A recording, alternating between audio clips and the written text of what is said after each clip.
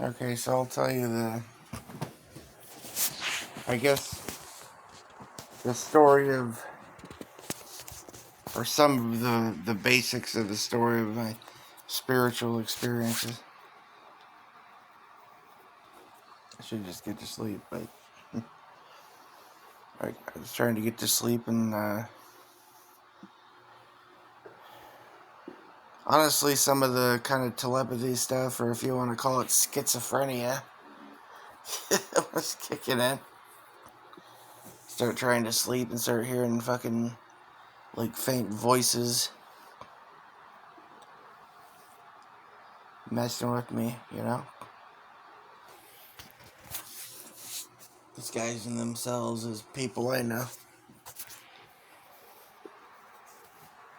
But I know they're not. Though I have had telepathic abilities in the past, I also know what happened back in Halloween 2014 and the, like, spiritual attack, demonic attack, or whatever that I came under back then. And since then, I've known, like, that these spirits or whatever, these demons or whatever, they can disguise their voice, you know, like in telepathic communication, right? So that's why, one of the reasons why I've just been, like, blocking out psychic stuff as much as possible, because in that realm, those things will just start fucking with me, and I can't trust anything there, because I think you hear someone communicating telepathically, it's not that, you know, it's probably not them, you know, it's probably just some, you know, demon or the devil or whatever, right? Fucking with you. I know, crazy sounding, but I've been blocking this stuff out for years, you know. It's one of the reasons why the drinking, because that drowns it out, you know.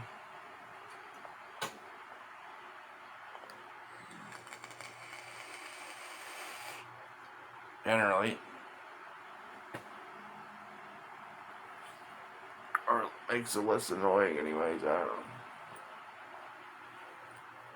Lets me get to sleep. But I don't know, it just... No, it's not often when I'm tuned in enough to even hear that, you know. I usually keep myself, like, not tuned in enough to hear that. I think something's going on that's, like, cranking my some of my abilities back up. It's almost 10 years. Yeah. It's about a month away from, like, 10 years to when this shit went down, right? I don't want to get into that. I might get into that at some point, but basically I had, like, a near-death hell type experience. I think I was drugged or something, and if you want to try and rationalize it away, say it was hit with some kind of hallucinogen that caused this, then whatever, but it was very real to me. It's a similar experience to what I've heard people refer to as delirium tremens, but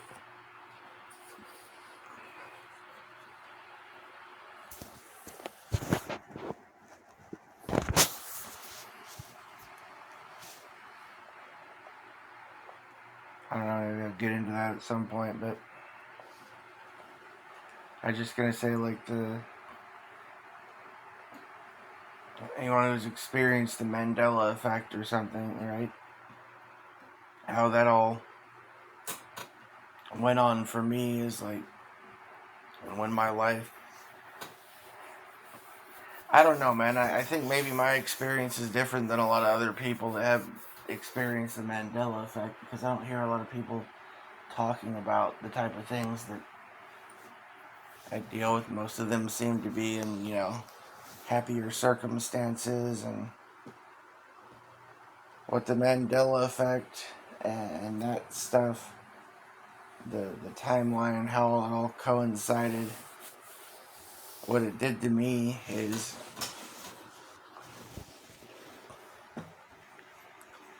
what it felt like to me is like I was transported out of a world where I had connection to other people into a world where I was just surrounded by fucking devils.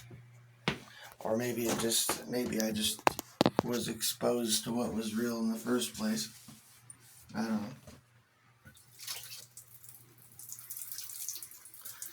I'll tell you, basically, when I was real young, I would have these visions and dreams and things like that of the future, and had night terrors when I was real young. And I would see like visions of hell and just all sorts of horrible stuff, And at some point when I was young, I learned how to pray, and praying to God seemed to help. My sister was doing witchcraft in the house with her friends and stuff. And I started out going to church, and Sunday school as a kid, and I got taken out of that, away from all my friends, kind of.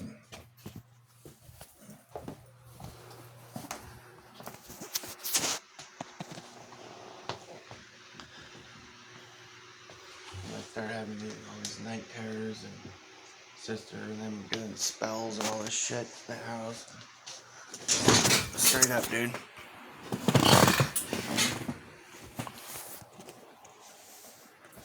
Now, she was pretty much nice to me most of the time. Sometimes a lot of times, I don't know, dude. No, there were times when she'd act nice or something, but most of the time she'd just ignore me or just want me to go away and get away from her or whatever. But then every now and then she'd be nice and stuff like that. So it's like I love her, but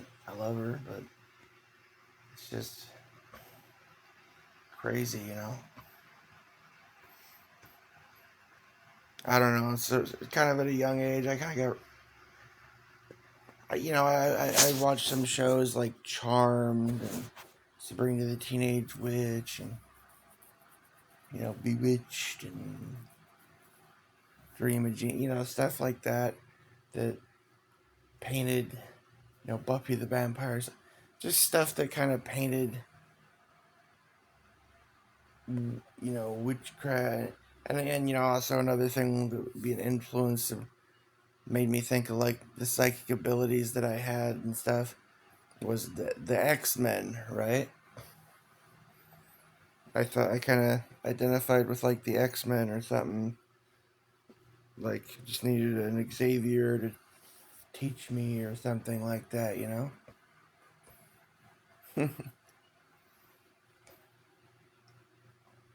Wow. At some point when I was young, like my sister, some of her friends, mostly her, start teaching me like doing these psychic exercises with me and stuff, right? And just a little bit, not that much, but like I knew them. I started doing it with some of my friends. It's like just stuff like think of a number between 1 and 10. Think of a color, think of a shape, And then, as you progress on and get better, it's like think of a colored shape. Think of a colored shape with a number, and you got to come up with everything. Or, get a deck of cards and have somebody look at a card and you're supposed to figure out what card they have, stuff like that. And as you progress further, it gets to the point where you can project images into people's minds, or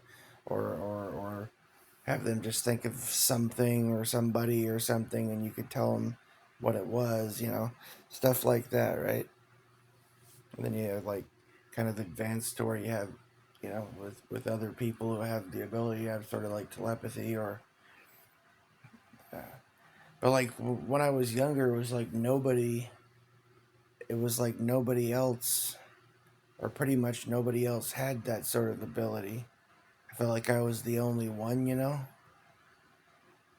I got to a point where I could hear other people's thoughts around me, like more and more.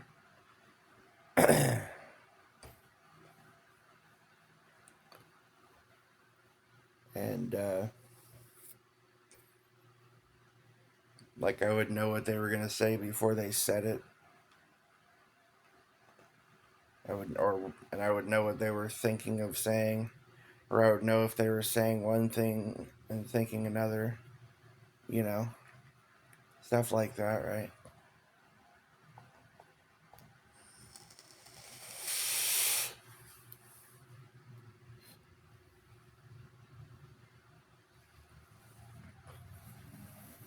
But basically, she was around, I think, and others came around, I think, trying to like steer me towards like darkness or something, trying to steer me into darkness and get me interested in other things. And I started studying stuff on my own. I start looking into the occult, and I had things like had like books on, high level, sorcery, high sorcery, I mean, and, I looked into like Santeria and hoodoo, and yeah, basically those are the ones. Mostly hoodoo and high sorcery were what I found interesting.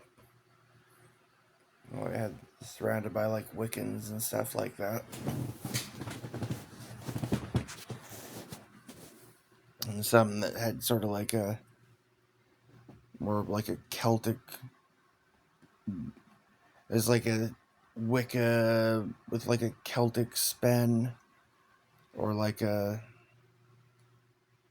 Satchru spin or something like that to it. Some of them that were around me.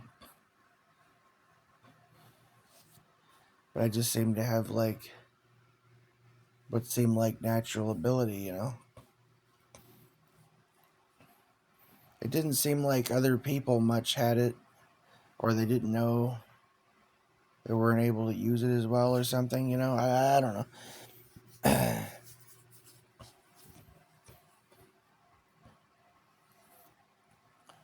But something happened in like 2000.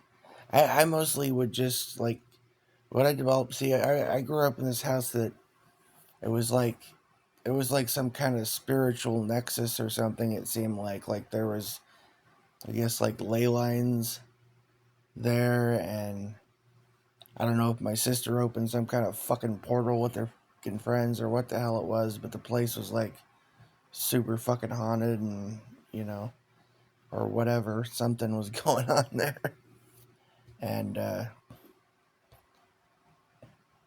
I guess some of the first stuff I learned just naturally on my own was like how to like project a shield and to kind of shield myself.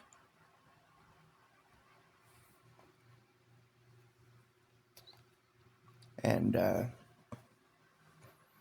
sort of started to learn how to like fight back against things that were attacking me and stuff like that.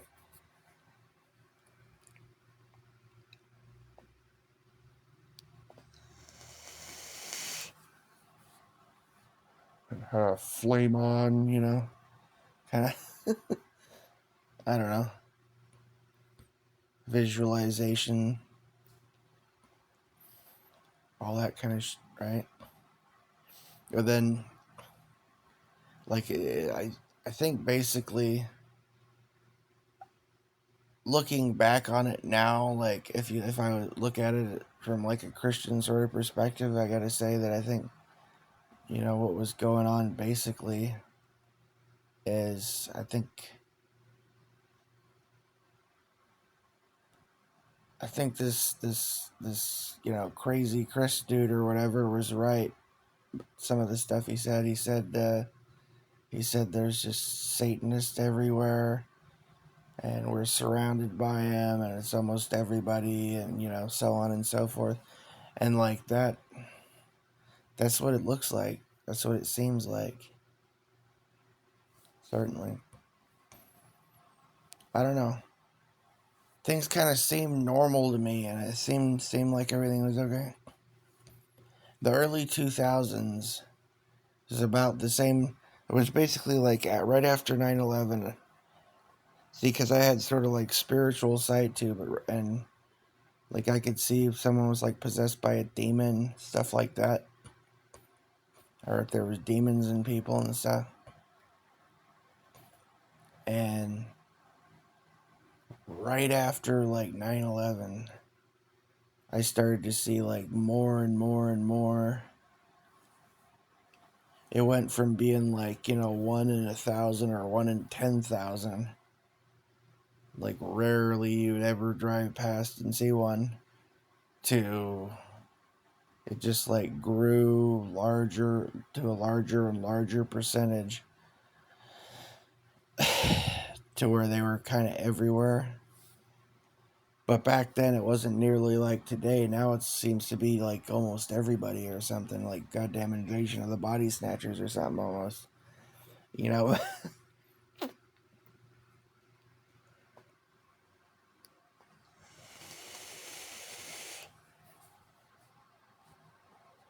still not everybody, but like a lot, seems like. And then it seems to be like there's three, there may be more than three unique groups, but off the top of my head, like three groups, kind of. There's people who aren't like demonized or whatever, that are, and they're mostly just like empty vessels, what other people would probably like call NPCs or something. But they're just, I don't know, hypnotized or under a spell or something, in a trance. The lights are on, but they're, nobody's home kind of thing. And they can get jump ins from time to time, but they're not like possessed.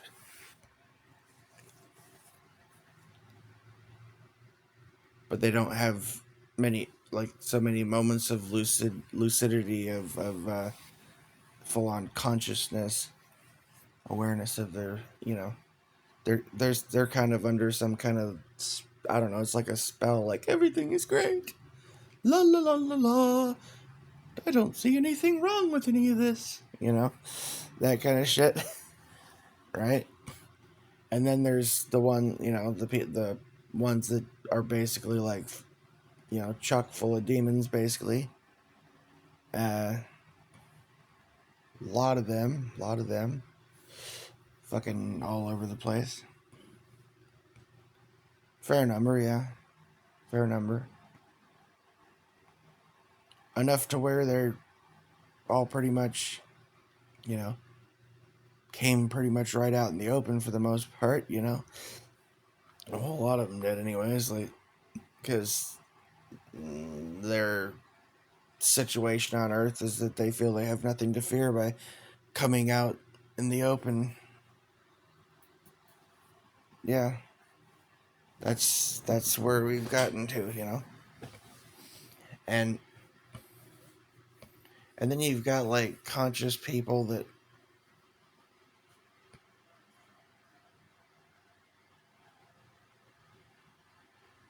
aren't necessarily, I don't know what to say. I mean, I mean, I certainly don't want to toot my own horn and act like I'm some kind of, perfect little angel or something, or like necessarily the others that have similar experiences and are, conscious really are either. But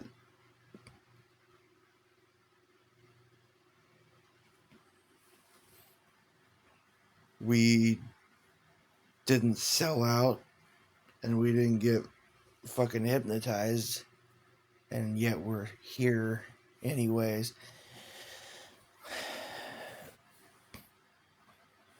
Now, I used to be kind of chock full of demons, because I was like dabbling in things, messing around in the spirit realm, and I shouldn't have been. I was, all the spirit guide shit, channeling, stuff like that.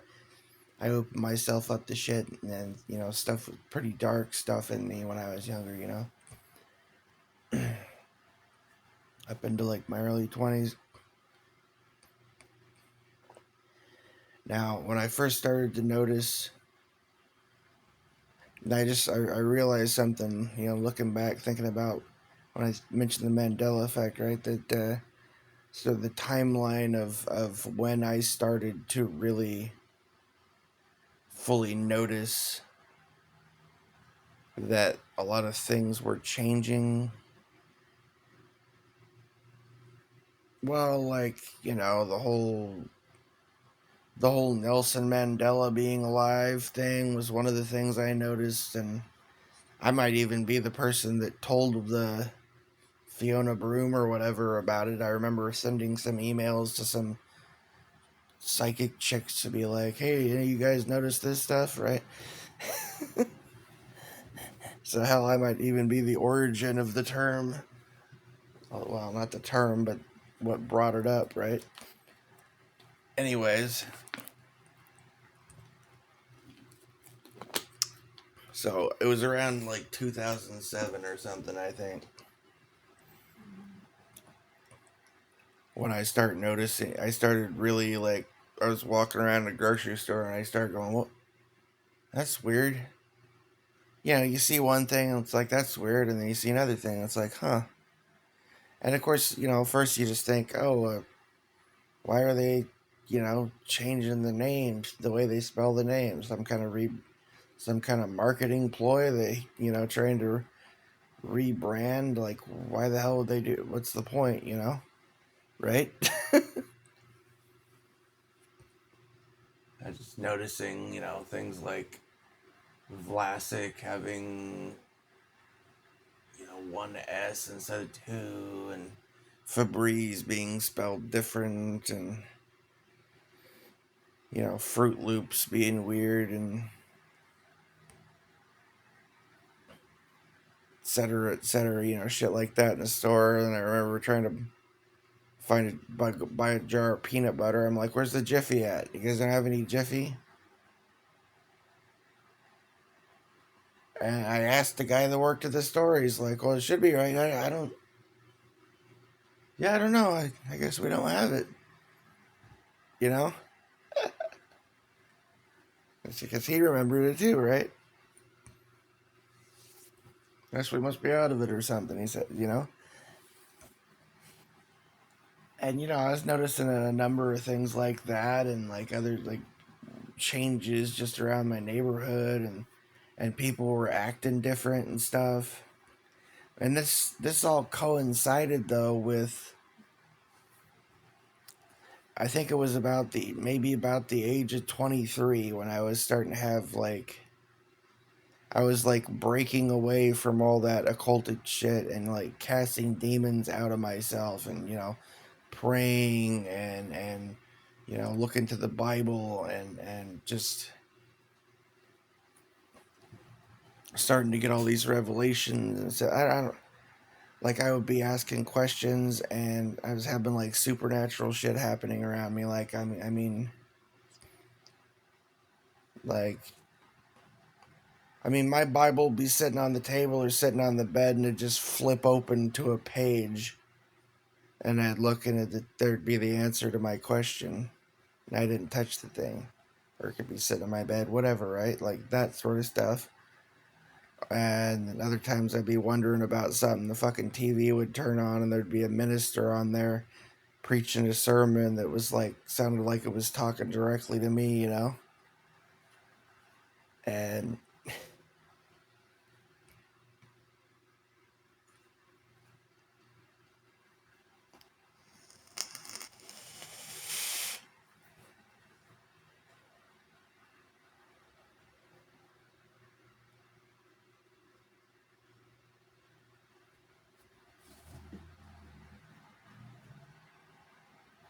I don't know, I think how it all started with that stuff is like,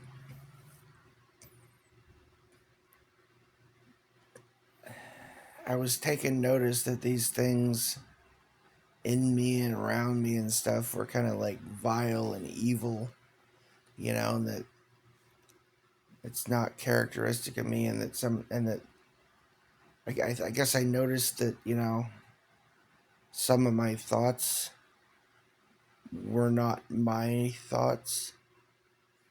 You know what I mean? You ever just have a thought and you're like, what the fuck was that? Yeah, have you ever disagreed with a thought that came to your mind?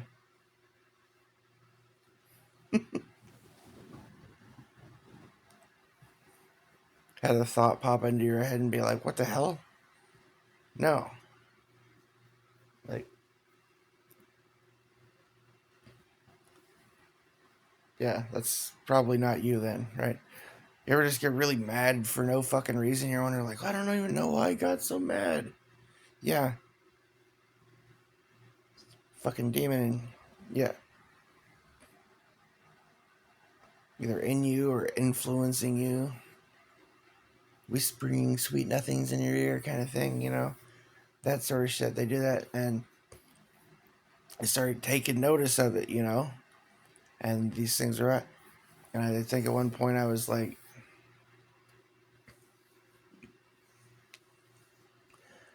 I start screaming at the sky, right?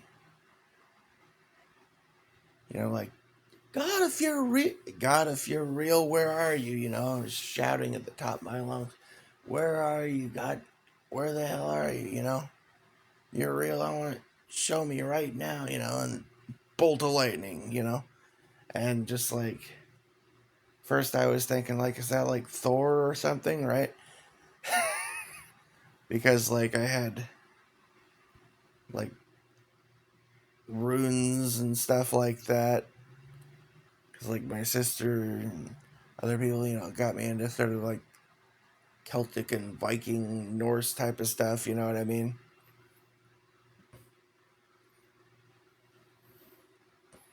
And then it's like, is that you, Odin? Right? But it's just like, no. And then like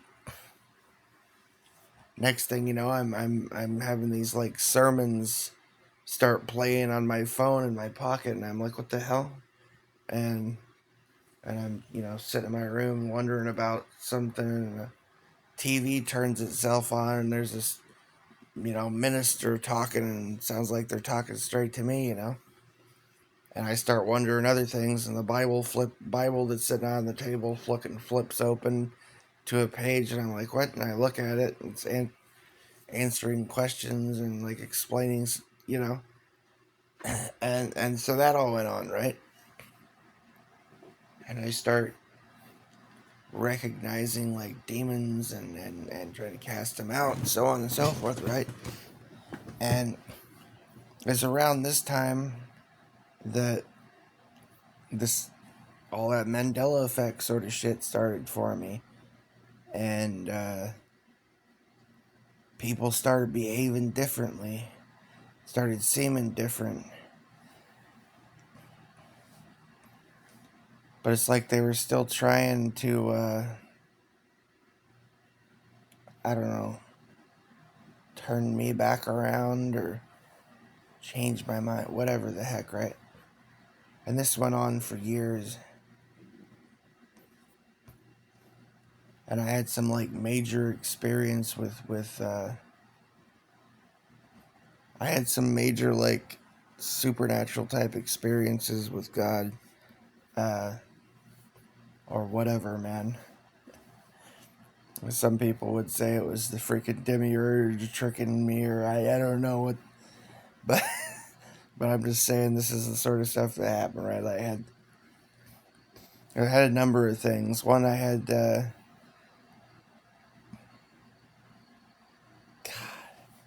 how much do I even get into, you know? Well, I had this dream or vision in a dream of something that was actually happening, you know, while I was sleeping, right? There's this pilot that crashed his plane, you know, upside down in Texas, you know, and it's like I was there behind him on the plane, watching everything, and then he cries out for help, and all of a sudden I'm seeing through his eyes, knowing everything he knows, and it's like I'm calm. I'm just trying to like, it's like I'm working with him to just try to fix the plane and get everything working, and then you know it flips upside down. He lost control of it, and next thing he's screaming out, and you know, please God help me, really loud, and then freaking out, and boom, I wake up, and I'm like heart's pounding. I'm just like, I know that was real, and I tell my mom and everything, like, you know what, turn on the, you know, like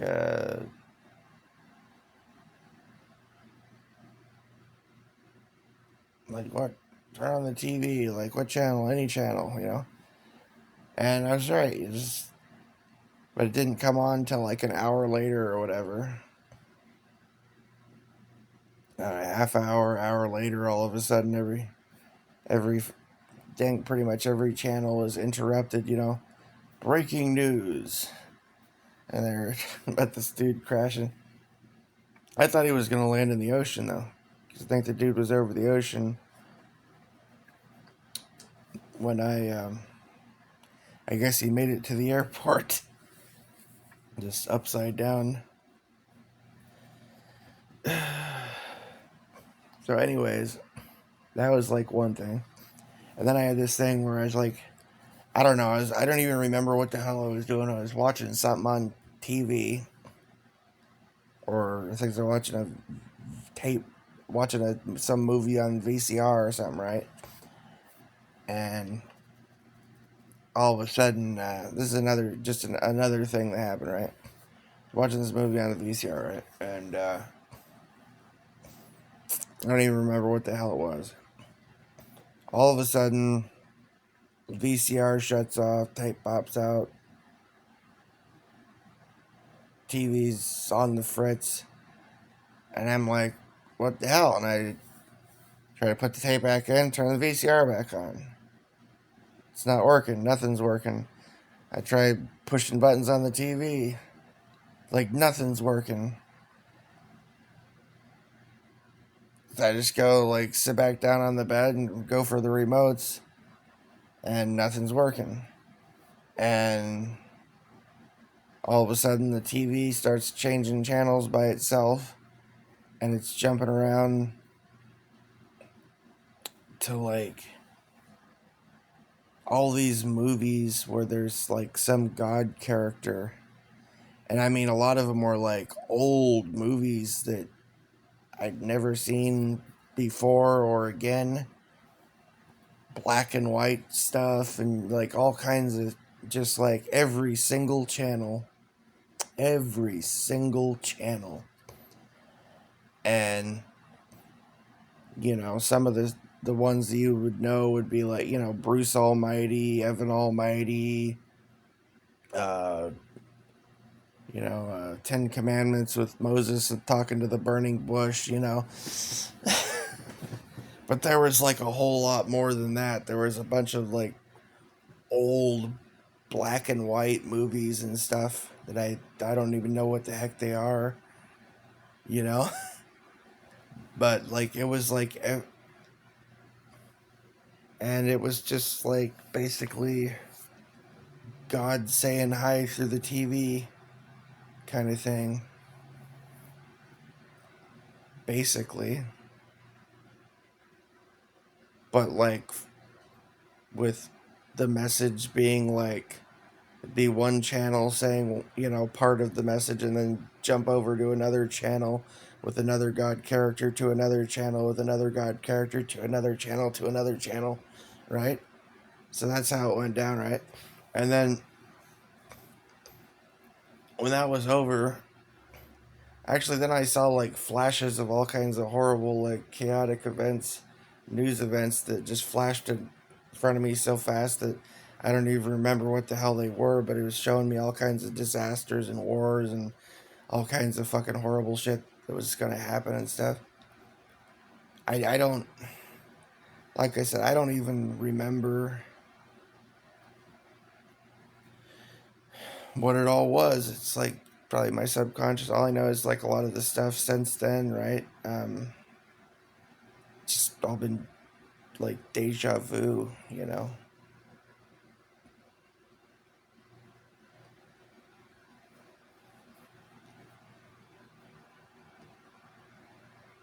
Like I knew who the presidents, you know, I knew, I never mind. I knew about a lot of kind of like I wasn't, I haven't been surprised by much is what I'm saying, you know? But it's not like I can remember much about what's going to happen usually, but sometimes like when it gets close to something, I'll be like, oh, this seems familiar. What? Oh, okay, right. It's like, oh, I remember this one. Yeah, okay, that's kind of how it goes. It's like I'll start to see something. It's like I can't remember right away, straight up, and just be like, oh yeah, this is gonna happen. That's gonna happen. But like I'll start to see like some broadcast on television or hear something on the radio, and I'll be like, wait, I've heard this before. Oh, I know what this is, right? You know, that's kind of how it happens. Anyways, so all that, right, is that wasn't even like the most impressive part of that. See, because my mom, my sister, her husband, you know, they were all sitting in the living room watching, you know, the movie with the werewolves, vampires. It's called Underworld, right? They were out there watching that in the living room, right? And after I just had this, you know, crazy weird event, right? I thought maybe this was like some worldwide thing that everyone just saw or something, right? So I walked out to the living room like, did you guys just see that? And they're like, what? And they're sitting there watching Evan Almighty as though they had been watching it the whole time, which literally just moments, like minutes before I walked back to my room and this happened, they were out there watching Underworld, you know? And so now suddenly they were watching Evan Almighty and they didn't even notice that anything had happened.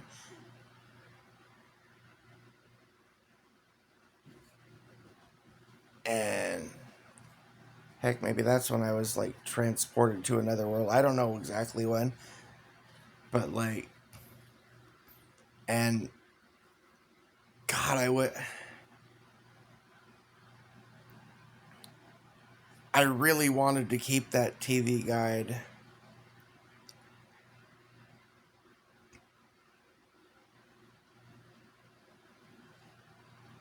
But I kind of felt convicted that I wasn't supposed to. I wish I had kept. I really wish I had just managed to hold on to that TV guide. Because I open up the TV guide and I look at the TV listings.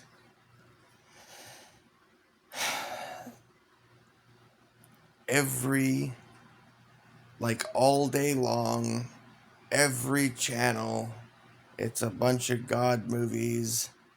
Like, just, like that would never, right?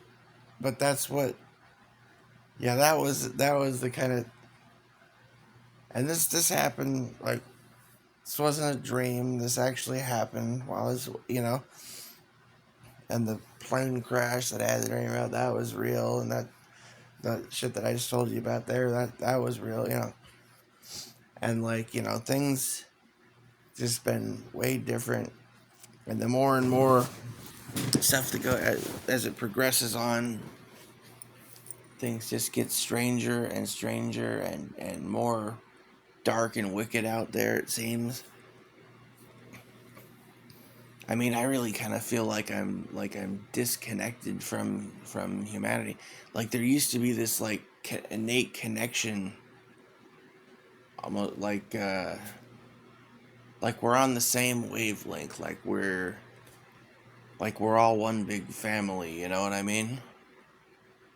And that meant something, and there was just this connection between people, and we'd have conversations, and we'd have like emotional exchanges and speak in our philosophical beliefs and our thoughts about things and our feelings, and just really open up and talk and laugh and have long conversations that were and that's just the way it was. And it was like effortless to for me to meet a girl, and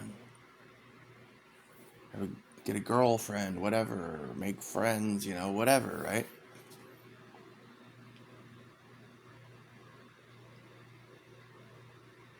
Before all this, right? But after all this shit, right?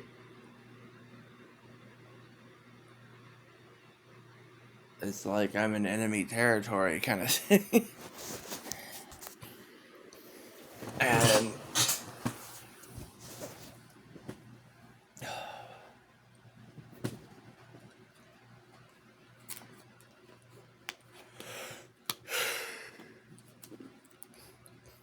and I don't know, I was still getting girlfriends and doing all right in that department, I guess. Depends on your definition of all right, I guess. I don't know. No, I mean, as far as the Rachel chick was cool, right? That's one of them, and some of the women I hooked up with were pretty cool. But I mean, up until about 2012, and then there was some weird shit that went on in 2012, like astrological events and other stuff, and just this weird vibe, this weird feeling toward the end of the year. Something felt different, and things did get different after that. And then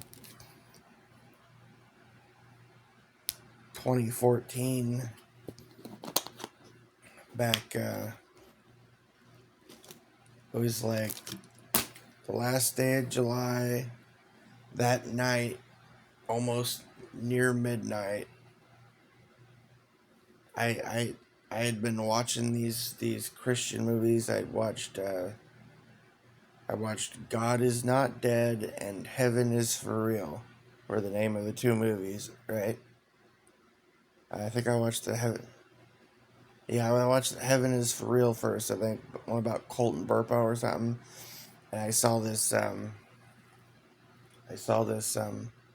They talk about this girl, Akiana Kramarick, being a painter that saw visions from God when she was a little girl and started painting real young, and it sounded interesting. So I went, looked up her paintings on the internet.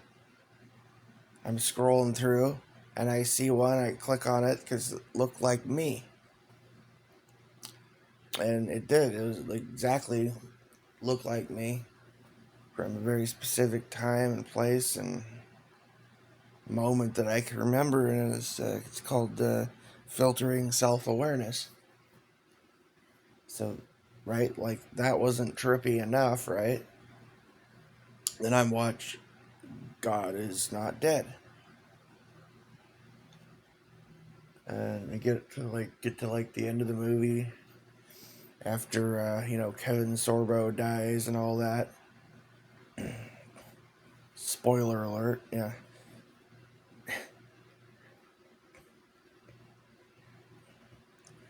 Then they do this prayer thing, and I pray it with them, and then I start just sincerely praying intensely, and I felt this like presence come over the room. Like, I guess you don't know if you haven't experienced it. It's like the air gets cleaner, more purified, and almost like fragrant with like a natural beauty is, and there's this immense sense of peace and love, like, and that you're just loved, like it's and and I prayed for, show yourself or a sign or something, and I see a flash out the window. I open up the curtains, and there's lightning, and that's when the lightning started, and the lightning kept up all night long.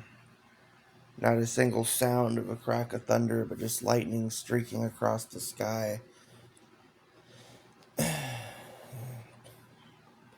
And there was somebody. I looked up on YouTube to see if anybody else had experiences, right? Because I'm always wondering, hey, is somebody else having these sort of experiences with me, right? And there's some girl, same town, but posted a video that just said something like, UFO and lightning storm, right? But I couldn't see anything in the video. It just looked pitch black to me.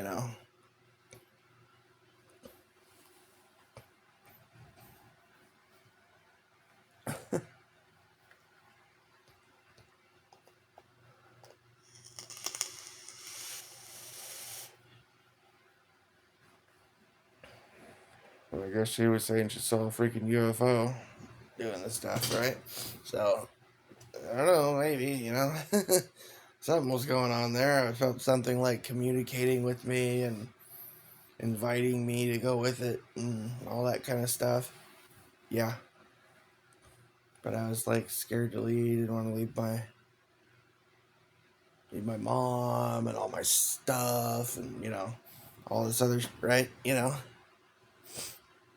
Didn't know if I could necessarily trust it, like all that kind of stuff. Right, I was worried, scared to go, right, kind of thing.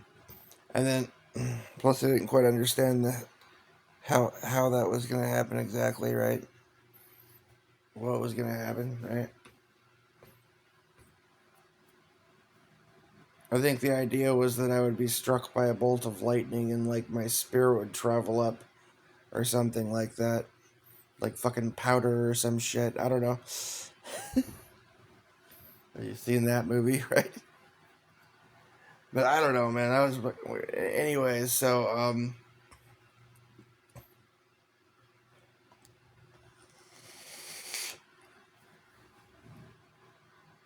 yeah, that happens.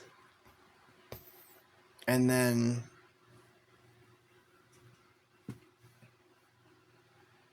oh, actually that's just part of the story. Before that, I should give you like the prequel to that. The prequel to that is I had posted up flyers around town, saying, listing, that I do yard work, help with computers, can fix computers, and, so on and so forth, web design, blah, blah, blah, right? And this old guy calls me up. This old guy named Dave calls me up, and has me come over, and I help him with his computer, help him post some stuff for sale on Craigslist. I mowed his lawn, raked leaves, all that sort of stuff, right? And he had me just start coming over, regularly for a while. And he was a cool guy, I'd talk to him and hang out, and he just seemed like a really cool dude. His name was Dave, but more specifically, Dave Morehouse.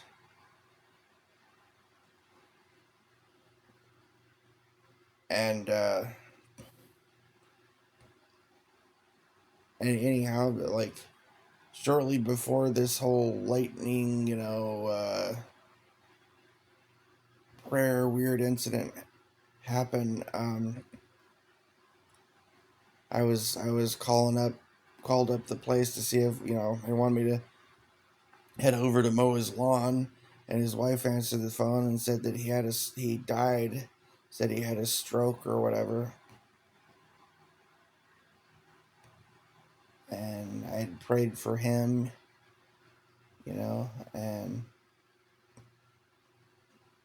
well, anyways, why that is interesting to the story is that at some point I looked up on the internet because I was wondering if they were going to have a funeral, or just look for his obituary and stuff like that, right? And when I looked his name up, it came up with the result that popped up at the top was like for some book on psychic warfare from some guy in the army that was part of some Psy-War fucking program called, but that had the same name as him, right? He was also in the army, by the way. Yeah. So I don't know, man. I mean, the guy in the book cover didn't look like him and looked younger and everything, but I mean, same sort of background. Cool guy happens to run into me and have me doing his yard work. Uh, Name just happens to be the same as the guy that writes books on psychic warfare. So I just saying, like, that's an interesting part of the story that I left out. I just didn't even think about before, but that's true. So okay, back skipping ahead, like past the lightning storm and all that stuff, right? Time goes by. Uh, Sister's birthday, around the middle of October.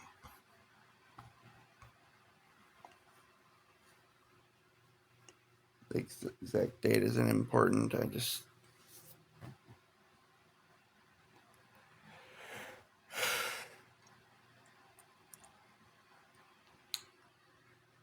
She comes over, brings her like totally possessed with legions of demons freaking boyfriend with her that he had polished off a bottle of whiskey and God knows how many blunts or how much more whiskey on top of that. He's in the back of the car, and they show up. She comes in, and like 20 minutes or more has passed, and I'm like, I thought you said Garth was coming. Like, I was just curious or something. And I look out the window, and he's just sitting there in the fucking car. Looks like he's talking to himself. I'm like, what the hell's... So what's his deal? Like, oh, he's drunk. I'm like, oh, okay. We don't need help inside because he gets so drunk a lot of times. I'd have to fucking practically carry him into the house because he couldn't fucking walk, or he'd have to like hang on to my shoulders, or whatever, right?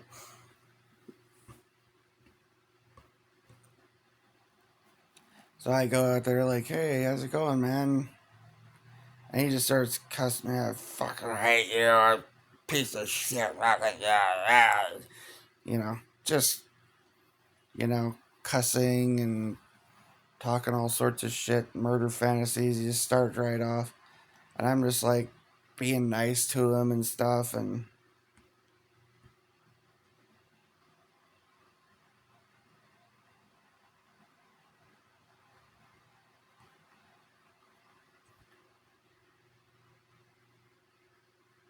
it's like, and he starts playing nice for a second. Oh, maybe buy me a beer. So I thought I could bribe him with a beer to get him to shut up, right? And I hadn't had a drink at that point in like a month and a half or something. But I got myself a beer too, and come back and again basically had to can carry his ass in the house pretty much. Like not all the way, like he helped a little bit, but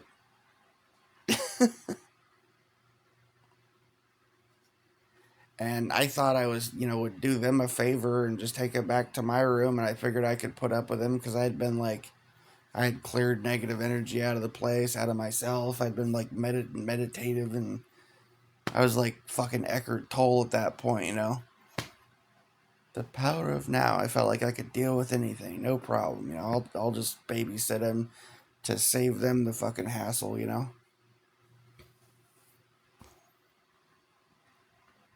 I sat down in a chair, my computer chair, and I sit down in my chair that had the foot of the bed, and he just starts going off on me again, back on his like, just basically demon tirade, all murder fantasy. How how do I fantasize about murdering you? Let me count the ways. 1,000, 2, 1,000.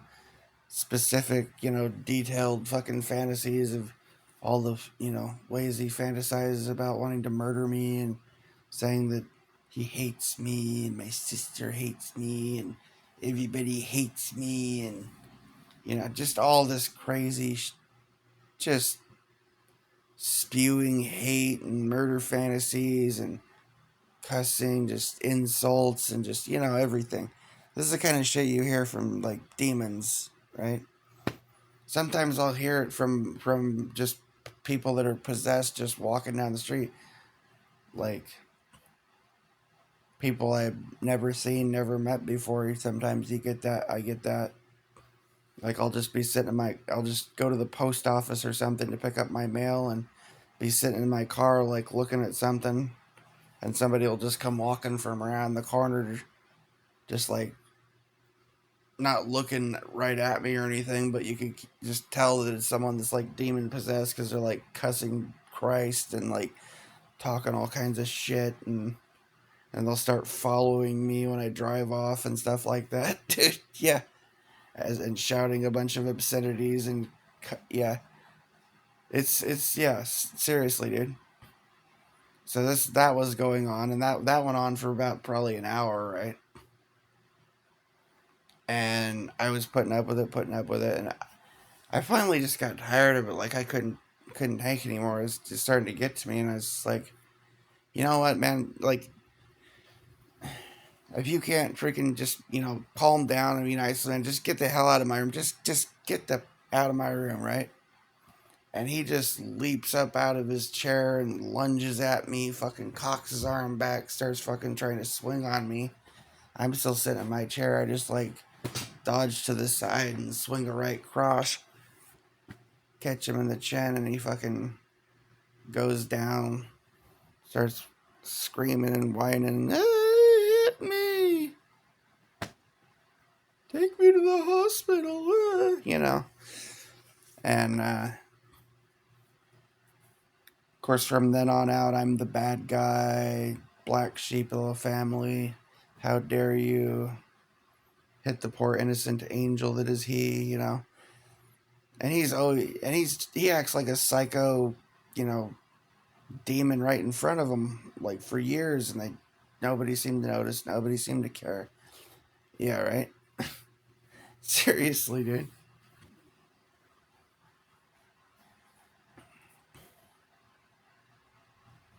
He'd be talking shit about he wanted to blow me or wanted to fuck me in the ass, saying sick shit like that right in the living room in front of my fucking mom and stuff like that. I'd be like, you sick fucker. I was like, what the fuck is wrong with you? And he'd just say something, and I'd say something, I'd say something like that back to him. And then everyone would like look at me and go, what's wrong with you? Yeah. What's wrong with you? Why are you being so aggressive? Like, what? Like, did you not fucking just hear what he said to me? Like, and if anyone did hear what he said, then my sister would be like, oh, he's just joking. He's just joking. And this went on for years with this dude just fucking like talking shit about, all his murder fantasies. He'd do it right in front of the fucking, everybody. And when I'd call him out, and and like my mom and her husband would just like zone out and they'd be like, what? They'd just be staring at the TV like zombies most of the time. But if they did hear anything and I called them out and they said, yeah, I heard it, then my sister would just go, oh, he's just joking. Mm. Right? Ha ha ha. Yeah. So to deal with this dude that's like straight up full on, possessed by like legions of fucking demons that would snap and snarl and death threats constantly and endless fucking perverted sexual fucking references, all kinds of shit, just on and just sick insults and just non-stop shit talk. And anytime I would get up and be like, you want to fucking go out, step outside, mother, or something, or tell him to shut the fuck up, or, something when I'd had enough, right? Everyone would just turn on me and be like, what's wrong with you? You know? Straight up just gaslight the fuck out of me, right? And, yeah, that went on for,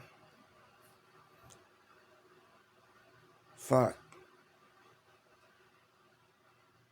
what, 8 fucking years or something?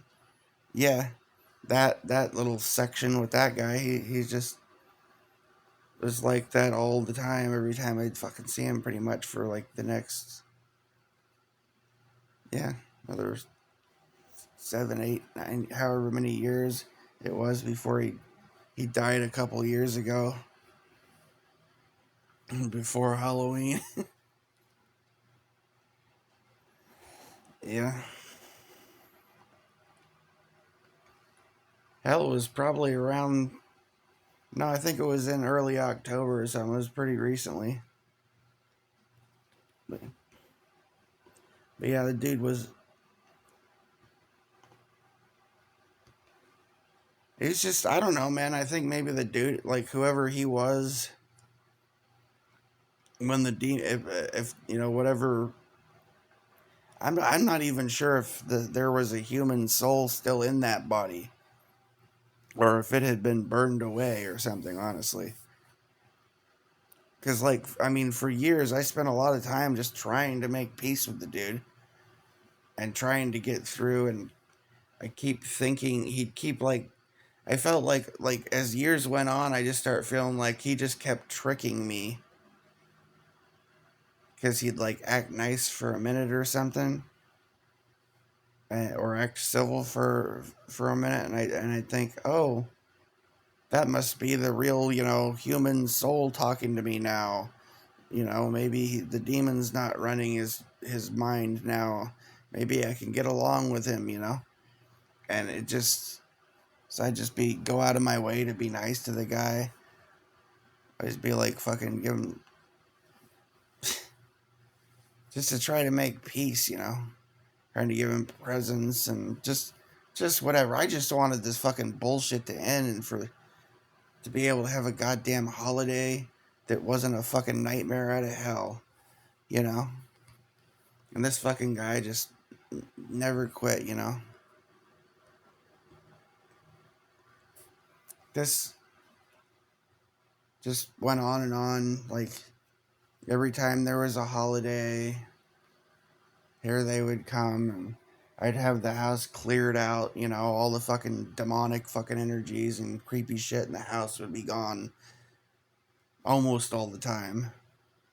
And then they would show up, and then I'd have to spend the next fucking 5 or 6 months fucking trying to clear all the shit out of the house while I had fucking things fucking with me and fucking with everybody in the house, and pets would be dying, and there'd be fucking, you know, bumps in the night and fucking electronic fucking glitching out and, you know, shit like that, right?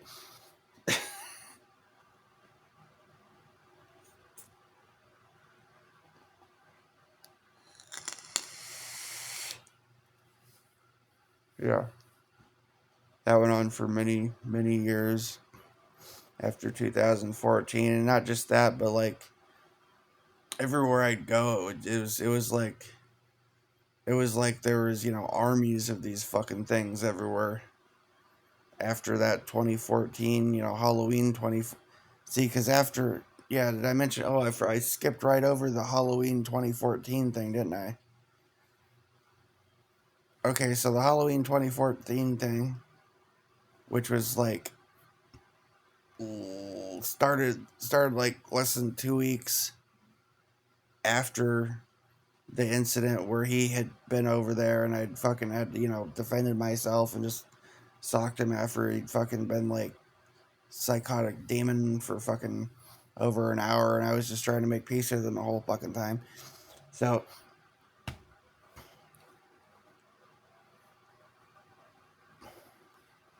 come around Halloween. Also, there's this other thing I probably should add this.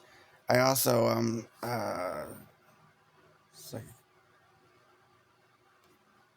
wasn't long after that I went on the internet.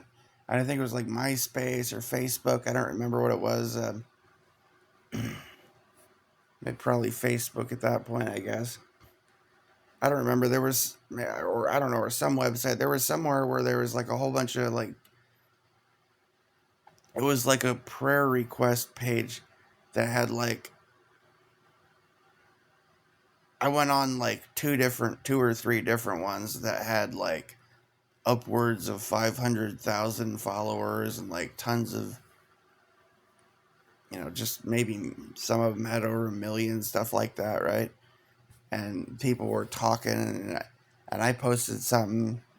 It's like, you know, prayer requests for people to pray against the, you know, satanic rituals and witchcraft that would happen, you know, all the rituals that they would try to perform, and to pray against the demonic forces and, you know, all that kind of stuff, right? Because I know Halloween, Samhain was around the corner, right? So I freaking posted something like that to try to get millions of people to pray it, you know? Maybe they did, right?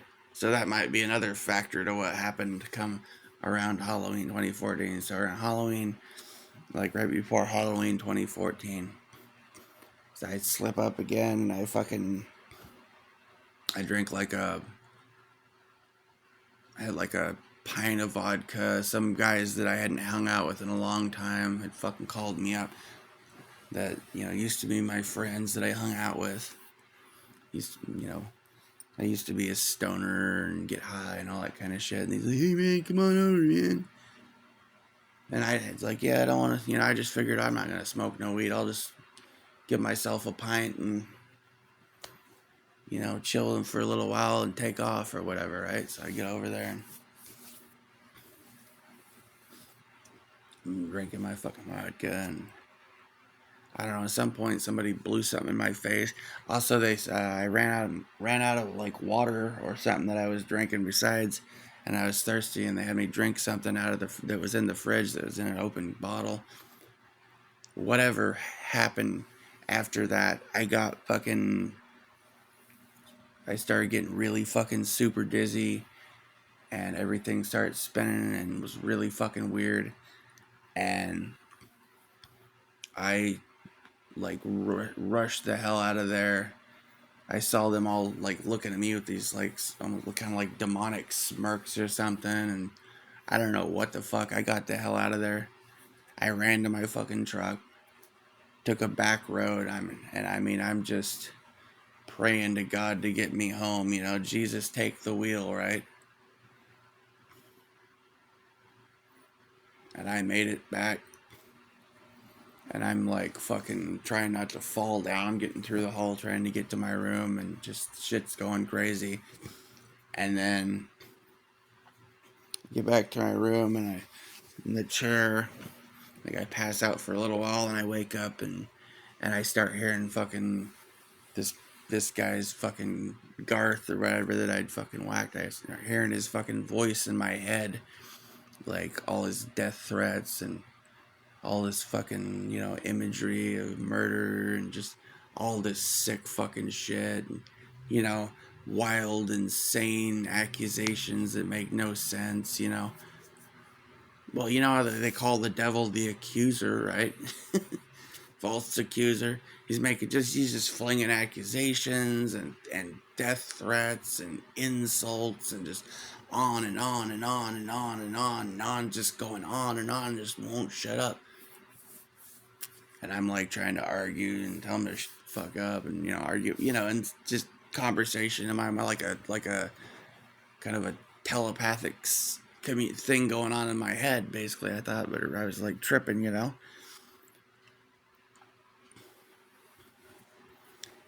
it was really fucking freaking me out, man. It freaked me out so much that, like, I was getting scared. Like, I don't know what the hell was going on. Things were getting really weird. And all that shit was going on. And I was putting fucking Kevlar behind my head because my pillows were up against the window. And I was afraid some motherfucker was gonna, creep up on my back window and fucking shoot through the window while I was asleep or some shit. You know what I mean? Like, I was just like, I really felt like there was something real going, like some real death threat from some fucking straight up demon. And he was like some kind of warlock. Like I said, my sister was into witchcraft. That dude was, to be specific, sort of involved with the bards. I don't know if you know what the bards are. Maybe I shouldn't even. Basically, he's kind of he was like, brought up in druid shit or whatever. Witchy as well. He had fucking some kind of like. Yeah, they both had like witchcraft altars in the fucking room next to my bedroom. And, all kinds of fucking shit like that. Crystals and fucking herbs and how many fucking spells they did in there, fucking that place.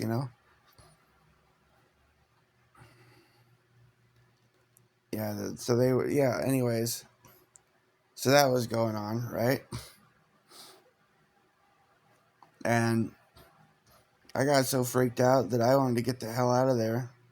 Go over to my dad's in another town. So I got a ride out of there. And I went over to my dad's. And I get over there and the fucking voices start up again. Just on, and then I start hearing all these other voices of like all the people. It's like him and all the people that I used to hang out with that I think maybe drugged me or whatever the hell, and like all these other fucking things, all these like, and I start hearing like and like visualizing all this crazy shit, like people threatening to kill my family and all kinds of crazy shit. And like I start hearing fucking voices like they're outside the fucking door, talking to each other about how they're about to, come through the door and get me. And I'm hearing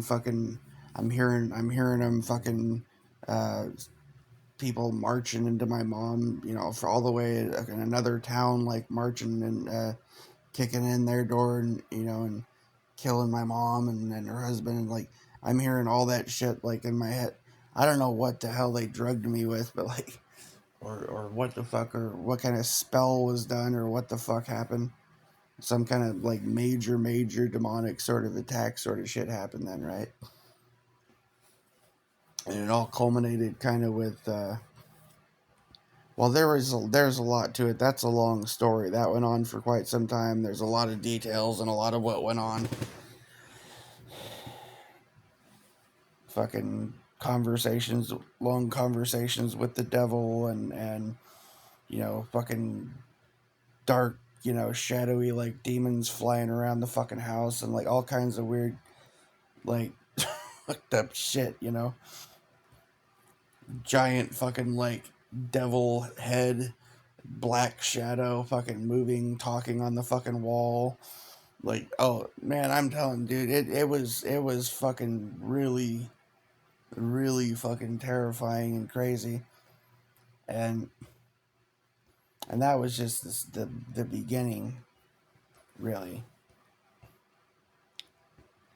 Because like at some point, I was feeling really sick from whatever the hell, and like sweating, clammy, and cold, and felt really feverish, and I go and lay down in the room over at my dad's house and pass out, or fuck, I don't know, die, I don't know what, right? And next thing I know, I'm in this darkness, and I'm feeling all these demons around me coming at me, and I start to be able to see more in the dark, and there's all these demons coming at me, and they're fucking they start attacking me, and I start fighting them off, and I'm fighting with everything I've got, and I'm fucking like killing a number of them, like fucking up a number of them, but there's too many of them, and they end up fucking just tearing me apart, ripping off my arms and legs, and fucking, yeah. Doing all sorts of horrible shit to me, ending with me being like laid up on a metal slab and dissected, and brain, eyes, and spinal cord being put into a jar, and then like I float out of there. uh, I realize that I'm not my body, and I'm not this thing in the jar, and I start floating off, and like then I start trying to form like some kind of new giant body because I wanted to stomp all these fuckers, right? And then and that wasn't working, so then I start thinking like, how do I get out of here, right? And then I feel this like presence come down, like an angel or something. This light, fucking strong thing just comes down, grabs me, and just flies me up, and we just going up and up and up, and then all of a sudden, boom! I'm fucking back in my body, and I open my eyes. I look up at the ceiling, and on the ceiling fan above, I see this fucker Garth, but it's like a demonic face, and he's holding a sword, and he's screaming, and he's like really pissed off, like ah. And then I just see this fucking like light, and I feel this like presence of God or something just explode through the room, and he goes, and this demon fucking screams no, and then he just fucking poof disappears, and just just like screaming in pain or something, right? And just poof gone. And then I hear this voice, right, like the voice of God booming through, like, you will not die, and and just other things, right? And that I would be some kind of general, and yeah, right? And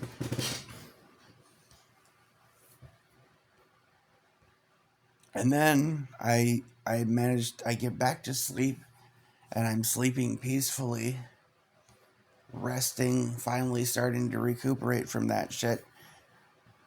And just as I had started to be able to rest, my dad bangs on the door and bangs on the door. Hey, wake up, wake up. So you're going to come to the doctor, because he saw some of the shit, me, from his perspective, just me being acting crazy or whatever, right? So what I was experiencing, right? So I went to the doctor and told him about it, and said, I thought I was drugged.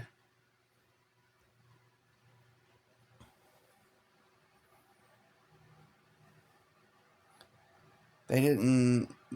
I had them test me to see if they could find like what drug it was, but I mean, a lot of shit they wouldn't even test for. They said they found, THC, which I hadn't smoked weed, in a while. So I don't know. I might have smoked some like earlier. I don't know.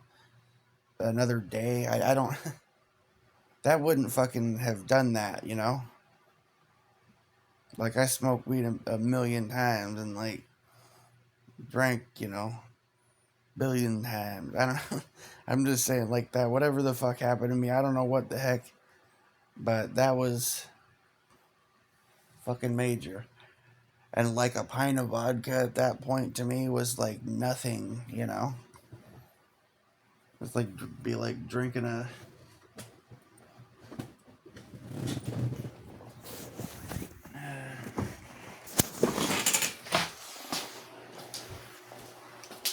Well, I mean, it wasn't much. It would be enough to get me good, but it wouldn't like get me completely plastered or anything. Sure as hell would be.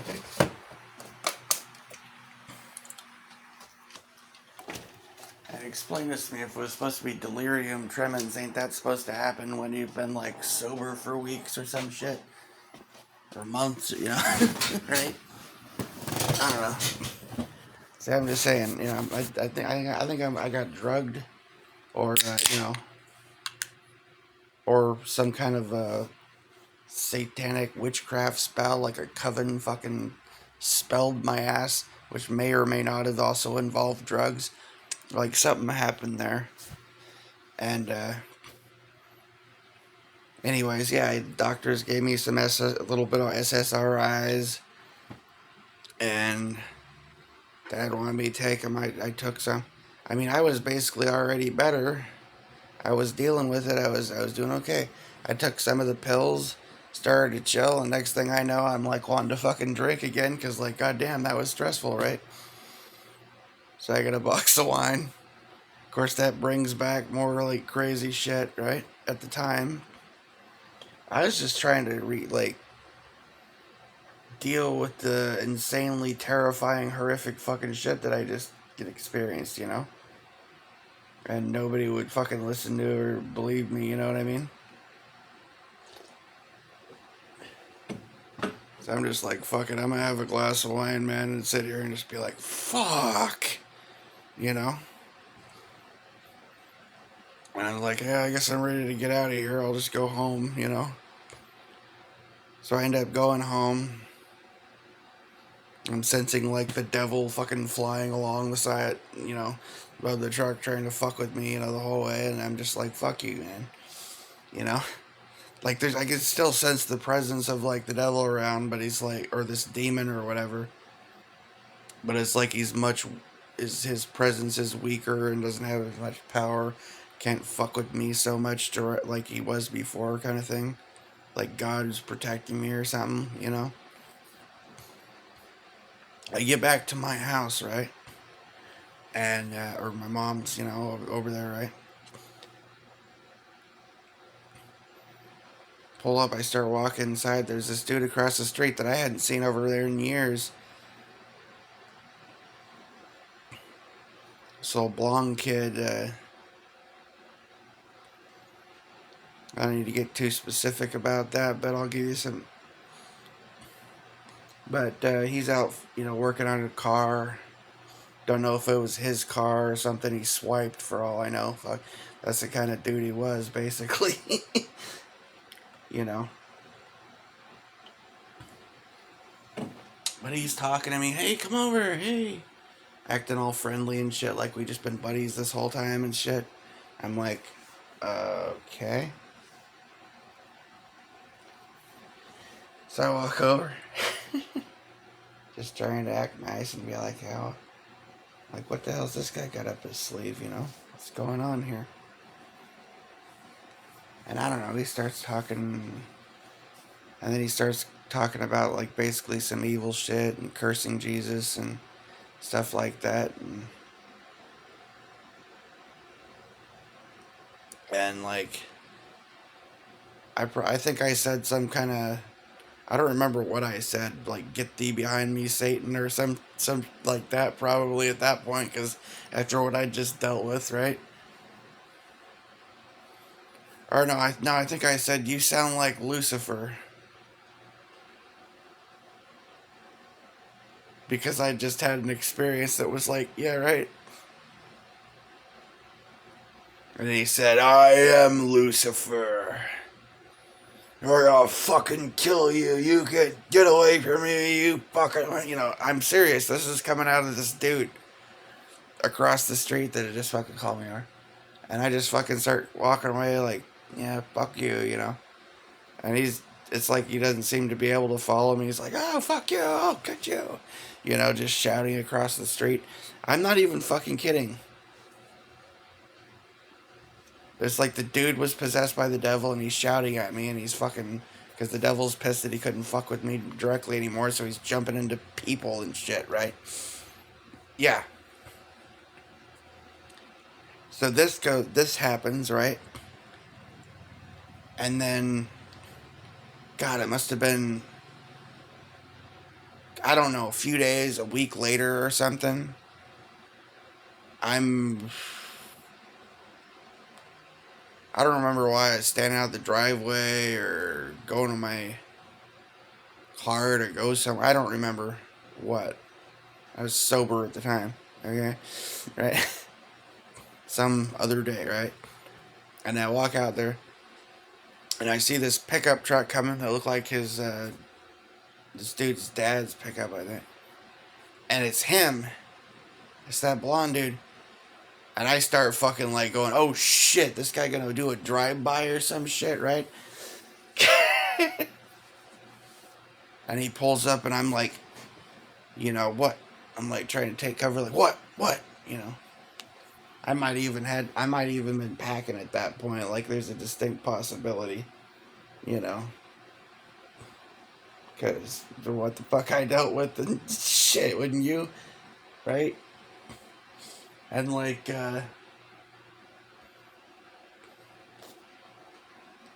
frankly, I was the whole time. And no one was harmed in the making of this film. Yeah, right? No. And not by me, anyways. Shit. Dude shows up and he's like, man, I'm sorry. And then he starts going on some tirade, saying all kinds of weird shit. He said some people were after him, he said, and he wanted to he said he wanted to borrow one of my guns, and I don't even know how the fuck he knew I had, you know, what he was asking to borrow, right? And I'm like, yeah, no fucking way, dude. But like, I was interested to hear what the hell his excuse and his story is.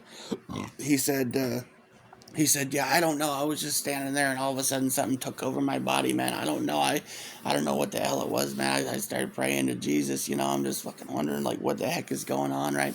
And he genuinely seemed to be freaked out, saying people were after him, and that he said he saw some weird shit in town, where he saw some I don't know, people dressed weird in like fucking biohazard type suits spraying some kind of shit all over, like some kind of fog around out front of some bar or something. And then he's like, I don't know. And then he said there was some dude that he called Wife Beater. He said that was the dude's nickname because of the type of shirt that he wore or something. He said this dude was after him and he's fucking psycho, dangerous, and you know, I don't know who the fuck the dude is, right? I don't know shit about it. Just, you know, anybody could. Lots of people wear those shirts, you know. He didn't tell me, you know, he didn't give me any details to where I could identify anybody or anything, you know what I'm saying? He starts scribbling some shit on some paper because I did start like wondering. And he did start scribbling stuff in a notebook. But he thought it would get me to like let him fucking borrow a piece, right? But I wasn't about to let him walk out of there with a fucking gun, you know? Hell no, like, because he said like, you know, I don't know what the hell he's gonna do. I don't want some kind of violent shit on my head, you know what I mean? So he snatches whatever he wrote down on the piece of paper and rips the paper out, and the ones underneath it, takes it with him and tucks them in his pocket and fucking takes off and drives. Well, no, I'm not gonna, you know, show you anything. I'm getting out of here, right? Anyways, so like a fucking week or two later or something, I hear this dude got in a car wreck and he fucking died.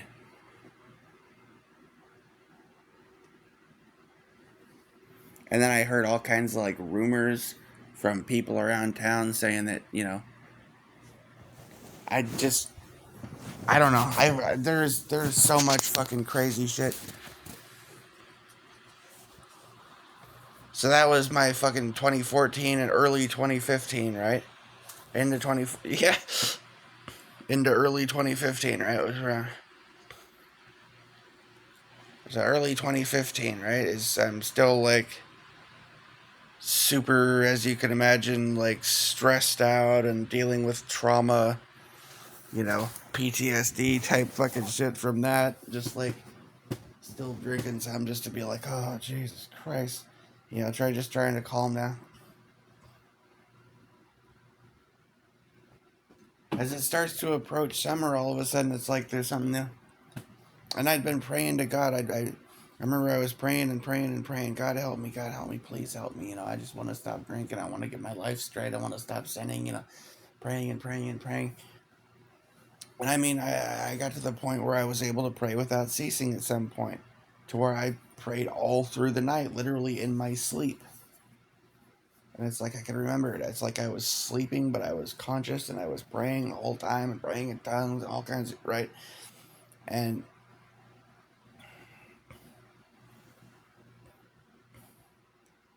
I wake up and I hear a voice.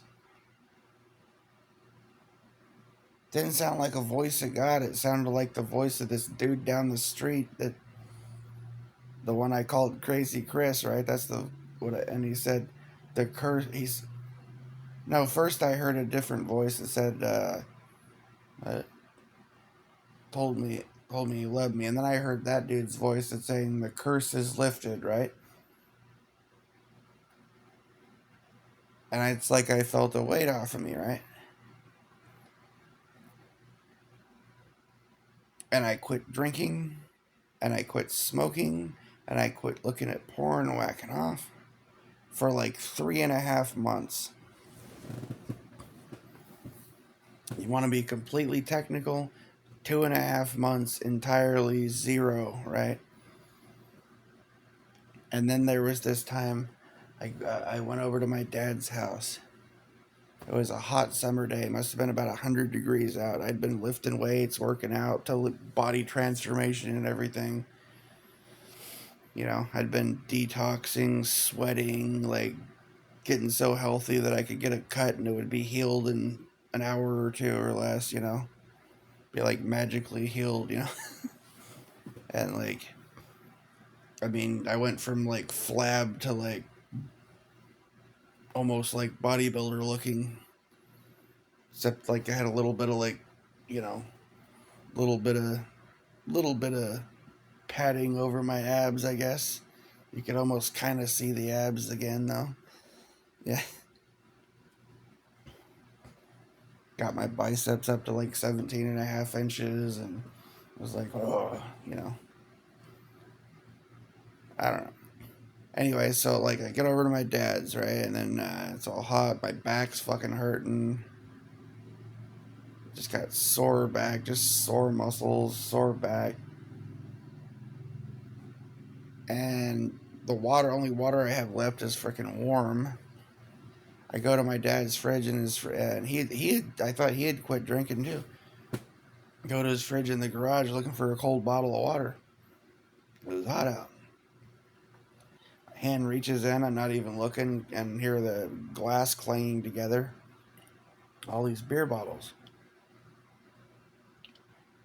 And I look in, and that fridge is just packed with all these fucking fancy, IPAs and shit,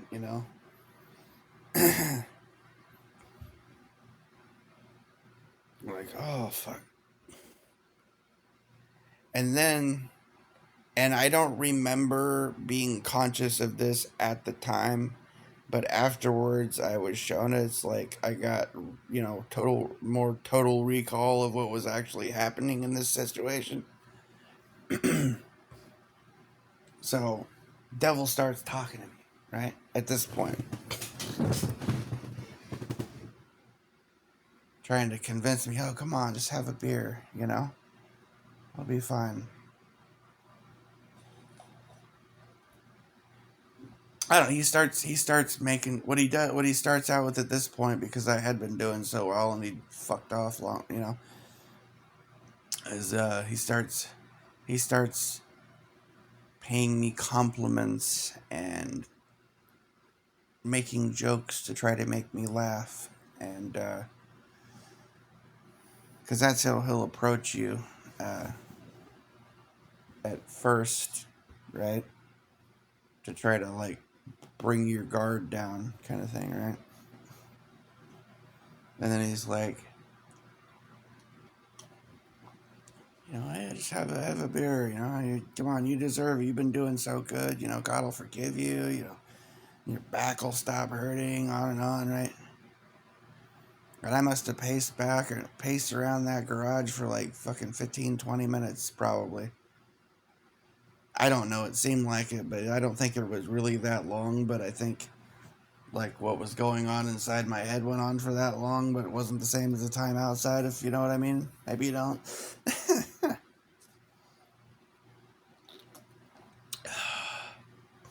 And I was just like arguing with him, like, no, I'm not gonna fucking do it. No.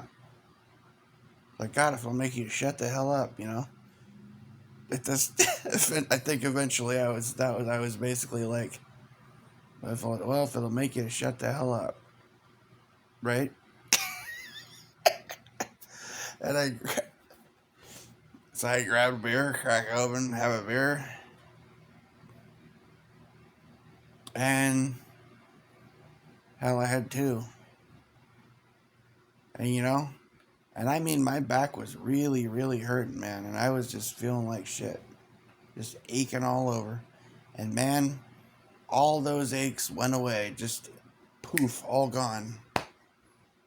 You know why though? But I realized why they went away is because the reason I had a backache and all that shit is because it was an attack from the devil. It was a demonic attack that was making me sore and hurting my back and all that shit, right? And he just eased up because I fucking gave in to his fucking harassment, basically. Yeah. Anyways, I didn't get drunk. I took off out of there. So I'm like, shit, I don't need this anymore. And the whole way home, it's like this thing, like subconsciously is trying to fuck. He's fucking with me, trying to fuck with me subconsciously, trying to get me to drink. Like, nope, not doing it. Not fucking doing it, man. Not happening. Not gonna stop at the store. Nope, going home. You know, right?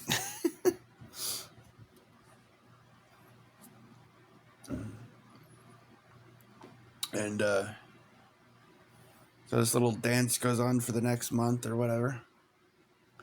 I end up falling every now and then, but controlling myself, and I end up just, you know, I'll be like, okay, fine, I'll just have one beer.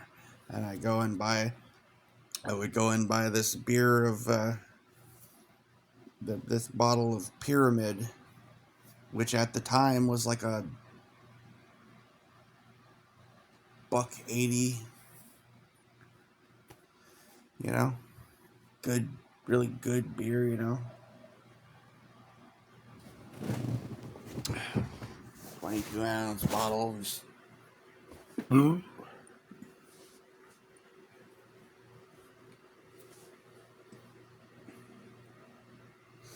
Yeah. And it was like a $1.80, $1.85, something like that back then, yeah. 2015. Yep. Anyway, so yeah, I was just doing that like maybe, you know, a couple times a week or something. I started getting like one bottle of beer. And eventually, like, I think at some point it was to where I'd maybe have like two or something and just kind of nurse them over more time or something. I'd never really get drunk or even catch a buzz.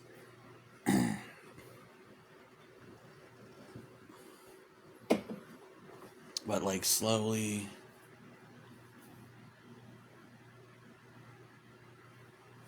I don't know. I forgot to mention like cuss word. Another thing that disappeared from my mind was like cussing, and like I couldn't listen to the same kind of music because it became like disgusting, like obscene to my ears and stuff like that. That was another thing. Anyways, so like it's coming to the end of like 3.5 months, and I'd been sober the whole time. And sometime before this, I was thinking, man, I've been doing so good. I've managed to control it. I've been sober for about 3.5 months. You know, I should, maybe I'm ready to, get a girlfriend, right? So I think maybe I'll look online, try to find a good, good Christian woman, and right or something, right? And I start talking to some woman that, sounded like a nice woman and all this kind of. She turned out to just basically be another whore of Babylon, fucking. Should have known right away. She's kind of goth looking and barf, like a barfly looking, Yeah, and she starts trying to, like seduce me or whatever. But I was still like filled with the Holy Spirit or whatever, and I wasn't giving in to like lust. And honestly, I didn't really all find her attractive, honestly. And back in the day, I would have just damn near fucked anything that walked when I was younger. But like I didn't find her all that attractive really, and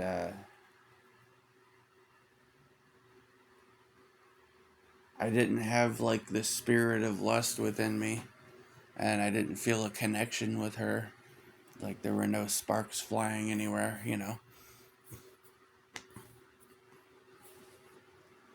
So she went to take off, and I don't know. At the last minute, like a part of me, I, it's like I was feeling inside of myself like I missed that lust and that connection with a woman that I used to have.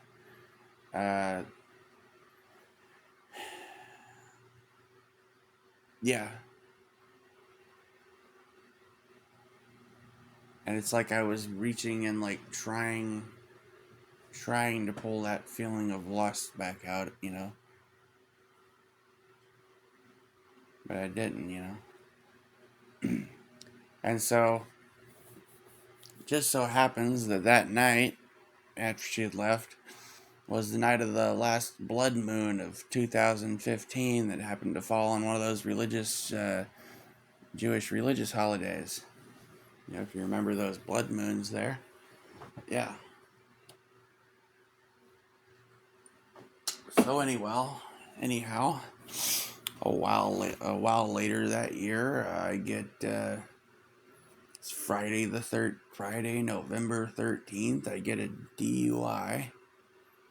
I had like a couple of beers, as near midnight or something. A little before midnight, and I wanted a sandwich and another beer or something. I took off to the store, got a Dewey, and it was a total setup. I got like ambushed from.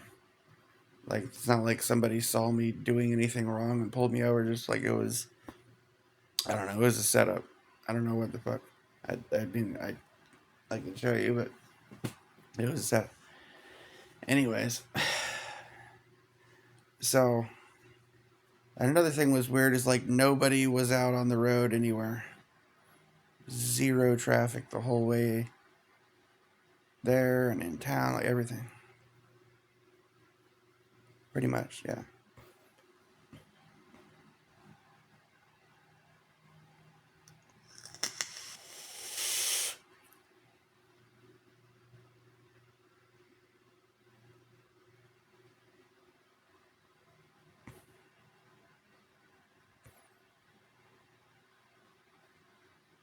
Oh, I skipped over something, didn't I?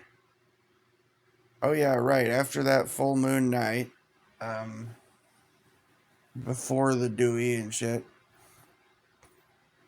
the next day, I'm sitting around thinking about like that whole situation, how that was messed up or whatever.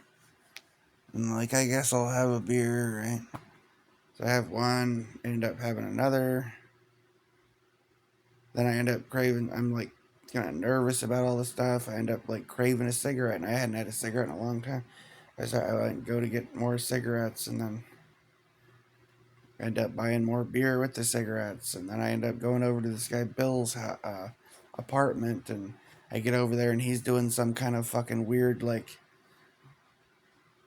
it's hard to even describe what he was doing. It's like demons were conjuring up paintings, and he would just like drip paint onto some paper on an easel, and then like hold a torch and fucking wave a torch around over above it, and it would end up drawing all these like demonic faces and shit in the yeah.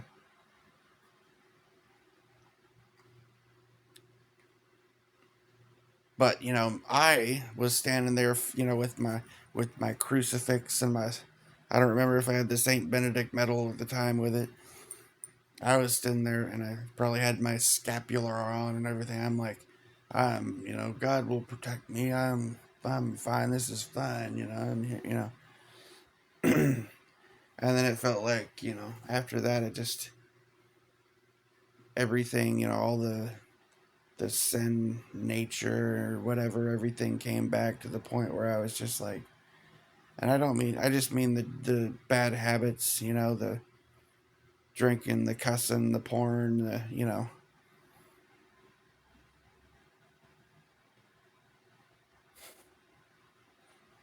Terrible music, right? No, yeah, it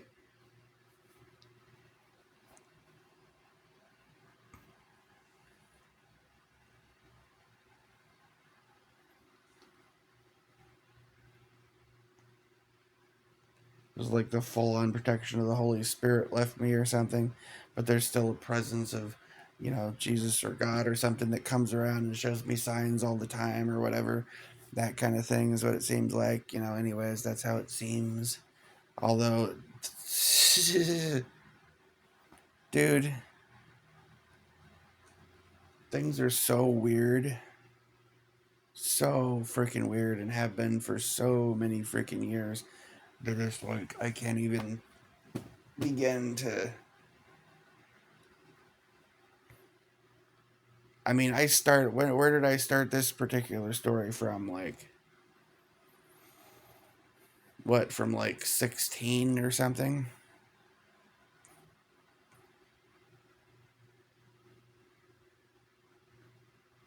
Shit, man, really, I should have started from like toddler age or something, because there was other stuff that happened before that. Yeah, but yeah.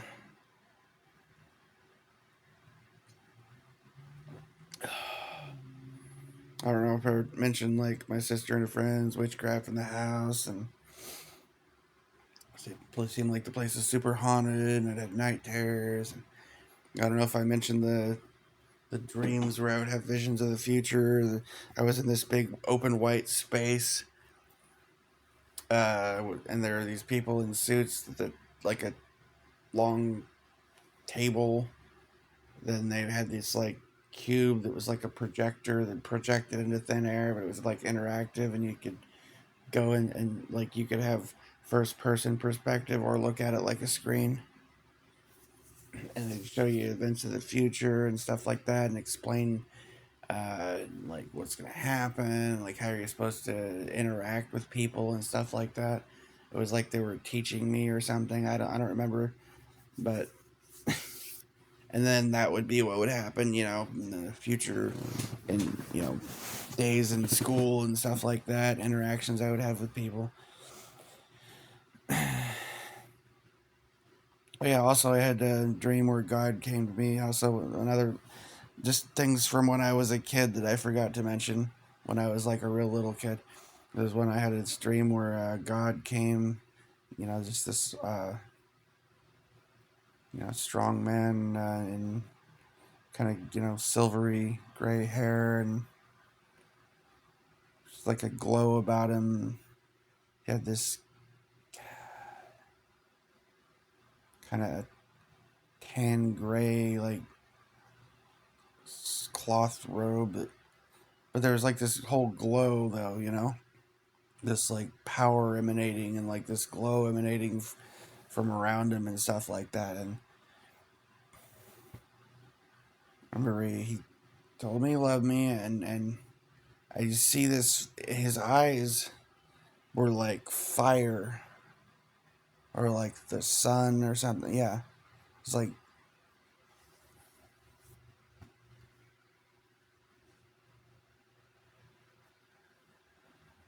anyway, so back to where was I before that? I was just sort of skipping back to like childhood stuff. Okay, so like, oh, I was back at like around the end of 2015, right? So, okay. Uh,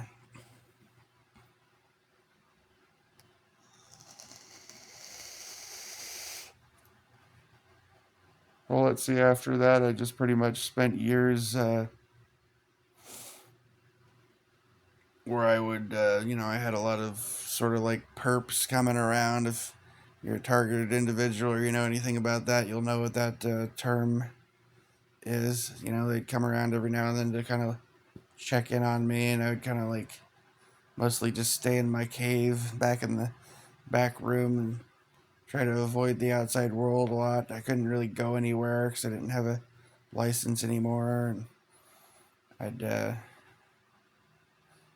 just selling a bunch of stuff that I had to try to come up with money to pay off fines for the Dewey and crap, and so I had to sell my truck and shit, try and pay a fucking lawyer and fines and all this other shit, and sitting around there for just years, you know. Lucky if I could get a ride to a grocery store once or twice a month or something, and I just sit in the back room and I'd go out and hang out in nature sometime, go for walks, and I'd have my times when I would try to, sober up for a month or two or whatever here and there, and detox and exercise and meditate and pray and all that good, and I would get into these like meditative, like Eckhart Tolle states for, sometimes days, sometimes weeks, sometimes, a month or more at a time. And then all this weird shit would start happening around me. I'd get like, all the super intense kind of gang stalker sort of shit going on around me. And, the perps would show up and mess with me. And if that didn't work, there'd be all kinds of massive street theater and weird shit going on and, outside. Mm-hmm. Bunch of people would be coming around. Sister and Garth would visit all of a sudden out of nowhere, like, "Hey, surprise everyone here," you know, on and on, right? And it just this sort of shit would just go on and on. I'd be like, I'd clear the house of all the negative energy, yell, pray to be in a good positive state, and then a bunch of demon possessed fuckers would show up, or you know, and I didn't have the fucking run of the house, so what am I gonna do about it, right? It's my house, right?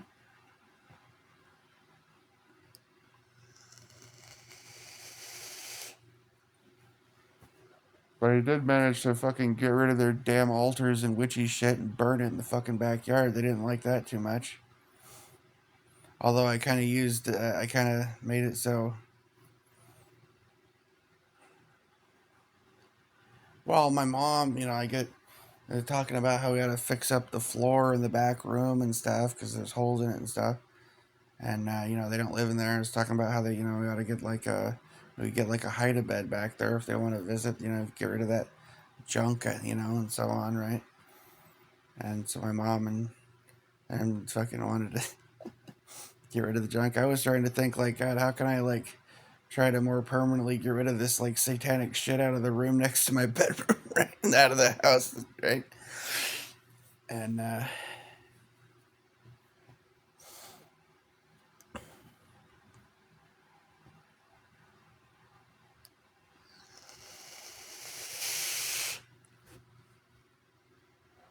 there was the opportunity.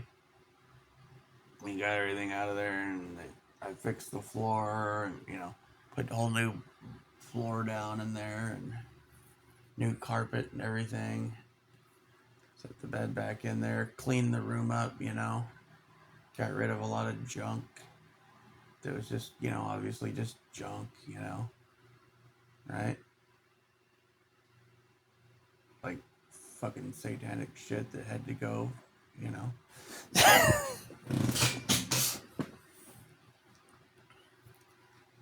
To the files of hell with you! Just an old broken fucking bunch of broken old crap, shit. And there was a lot of just straight up garbage, man. They had like fucking plates with like rotting food and like cups with like soda with mold on them and cans half full of soda with mold in them and ants all over the fucking place and just disgusting fucking gross mess and garbage and all kinds of shit in there and it was fucked, man.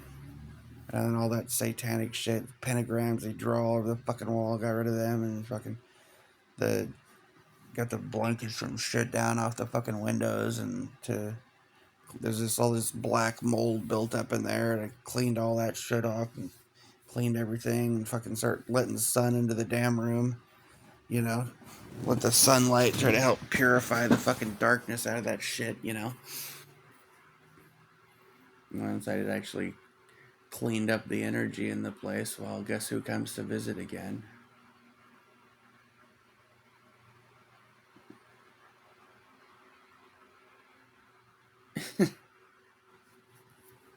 Yeah. And,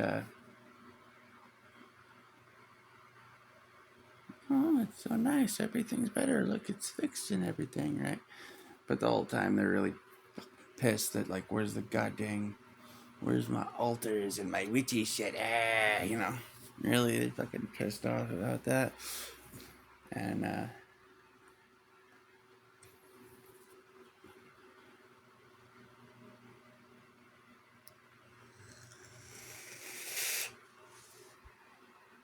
fucking trying to interrupt your fucking relationship with Satan or something. My bad. Fuck.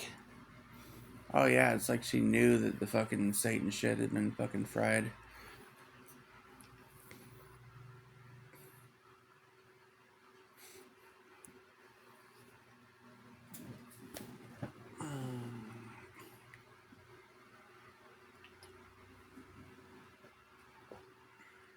All this fucking spell work and fucking shit she had set up in there, fucking up in flames. Right?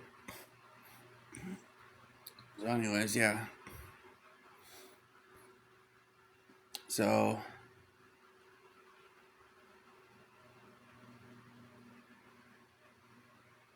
I don't know. Well, after that, they're fucking. I'm sure they start up more spell work or whatever, and more demonic attacks, and more shit keeps fucking coming, and they start showing up and doing more shit and burning, doing candle rituals and burning fucking goddamn dragon's blood and yarrow and whatever the fuck else, right? Which, doing whatever kind of witchy shit they fucking do and whatever ceremonies they do from back where they were living and so on, and they start bringing over things and like plant them in the house, probably goddamn hex bags and talismans and all that kind of shit, and they keep trying to give me fucking talismans. They'd be giving fucking shit to my mom and John and all that. Just they'd come over, they'd leave, bird dies, fish die, cat dies, dog dies, weird shit going on in the house, mom getting sick, fucking John's acting like a fucking zombie, just that, yeah.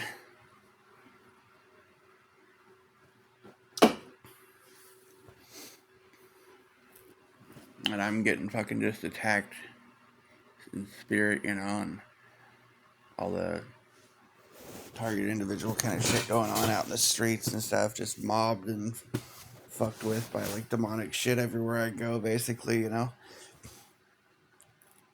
And so that just basically continued on and on till my mom was dead, and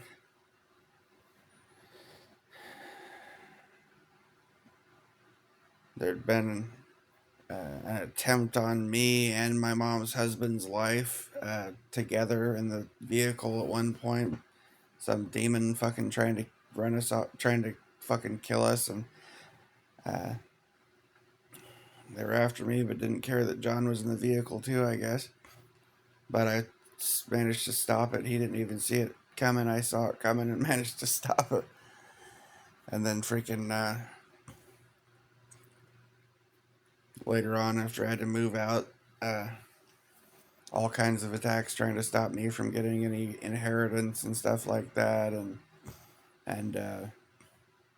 I mean, we're talking huge levels of mobbing and crazy shit, and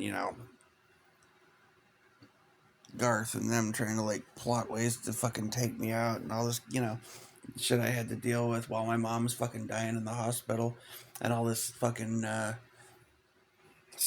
you know uh Lyrus bullshit going on with fucking hospital being like a goddamn maximum security military prison or something. So I only got in to see her like once. I had to babysit that psycho fucking demon most of the time to see if he would burn the fucking house down or poison my food or something. Plus the dumbass couldn't take care of himself. Yeah. He'd just sit in the fucking living room, piss in a bottle and shit his pants all day or something, like pounds down 40s and smokes blunts or something, at that point. Because, oh yeah, I forgot to mention that after that 2014 shit, after the Halloween 2014 shit, the next time I saw him, all of a sudden he couldn't walk anymore. So for the years after that, I think it's like God bitch slapped his ass and he was like fucking paralyzed or something, partially paralyzed or something after that, right? Mm-hmm.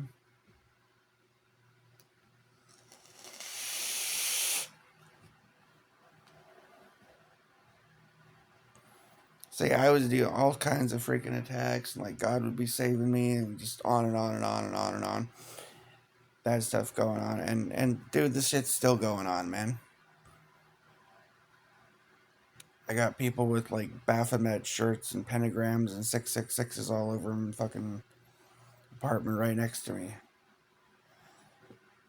I had one of my cousins down the hall when I moved in here, and all these other people that I hadn't seen in a year, and a couple other people that I hadn't seen in years, just happened to be living in this place that I ended up moving into. Right? I thought that my cousin being there was a good thing. At the last minute, like before they left or something, I noticed that her husband or whatever was wearing a fucking Baphomet backpack. Like, it's like, okay. Mm-hmm. Dude, yeah. And then I swore I'd pick up an order, a DoorDash order the other day from like KFC, and my cousin was right there. She acted like she didn't even know me, didn't say hi or anything. Looked like I'm a total fucking stranger or something. Mm-hmm.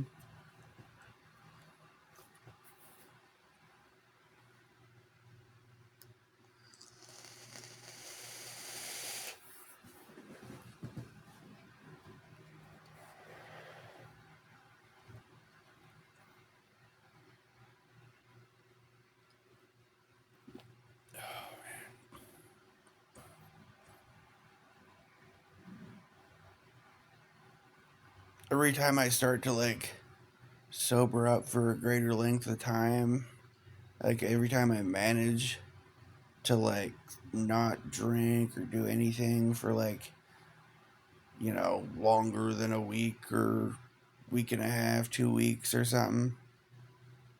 That's when somebody will show up and be like, "Hey man," or I'll have like a whole number of different people showing up, like, "Hey man, smoke this blunt, yo," or "Hey man," and hey man, got something for you," and they'll just like fucking like hold out your hand, and they'll just like drop a bunch of weed in my hand, like, "Hey, here you go, man. Oh no, don't worry about it, man. Oh, you take that, man. Come on, or they'll come around with like, you know, beers or whatever the fuck, right? So whatever, or somebody that's like more spiritual energy, like somebody who's like really heavily filled with like legions of and just has all kinds of spirits with them and shit. They'll knock on the door.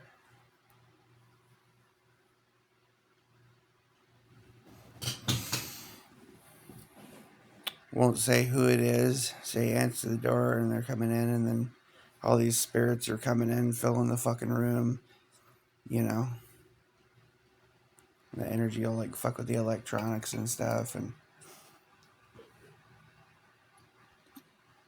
they'll just be like monitoring, acting like a monitoring spirit kind of stuff themselves, and usually just trying to like borrow money or something. By borrow, I mean, get me to give them money that I'll never see again. Probably, yeah.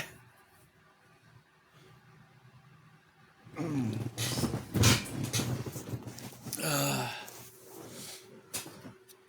Depending on who it.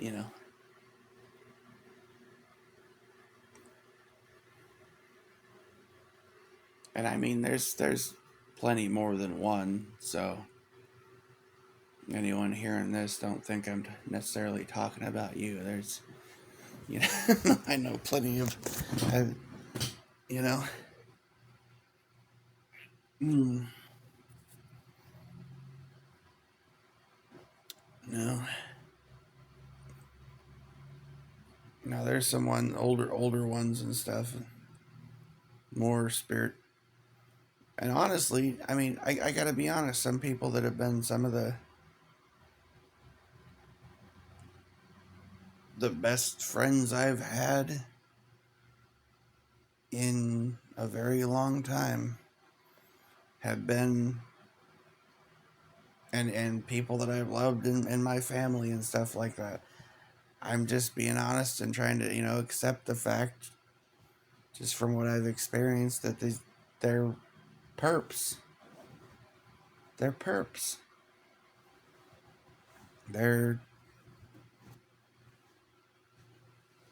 yeah. I'm they're like, you know,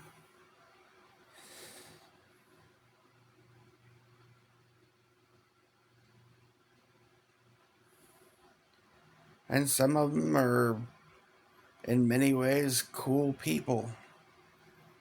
Like I like them. I like a lot of, they're some of the most interesting people I know. Some of the most intelligent people I know. You know, some of them are some of the most real people I know, at least in person. The most conscious that I know in person. But but I think there's something very dark that they're rolling with. You know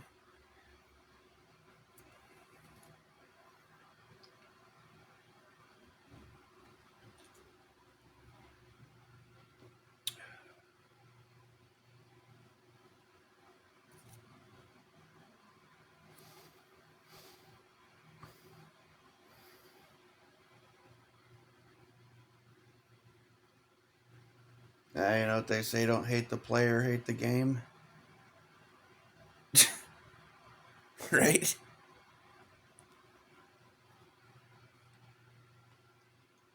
Mm.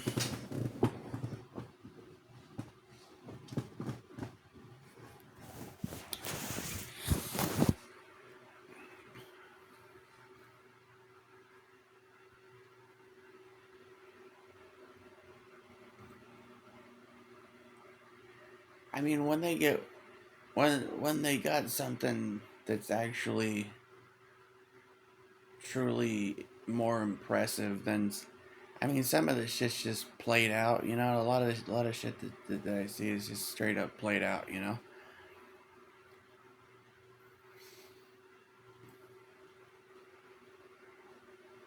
Sometimes it's some pretty interesting shit, really. I mean, but like, you know, when you get the people, the ones, you know, the ones that are more sophisticated and intelligent and like conscious and stuff like that, they're more interesting. At least it's someone or something that's interesting to talk to for a change. Even if you can't really have a two-way conversation on the same footing.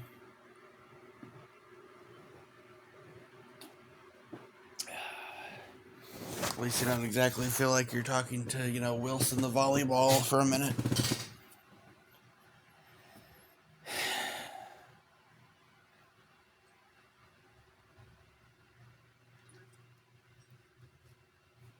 Fucking.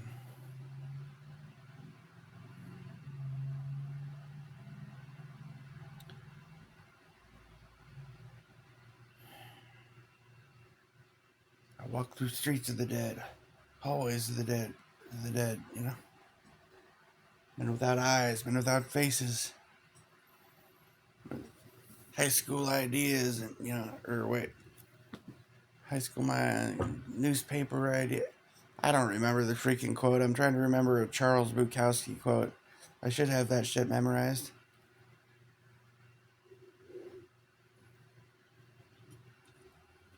Guess I don't though.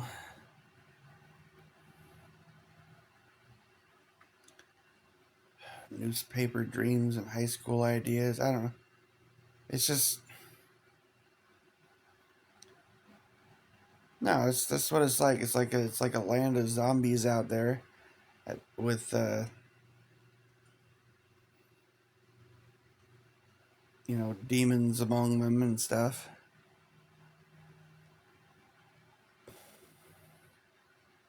And I mean, when the demons are playing nice and not being aggressive, they're more interesting than the fucking zombies. At least it's, you know, at least they have some kind of consciousness and intelligence, you know.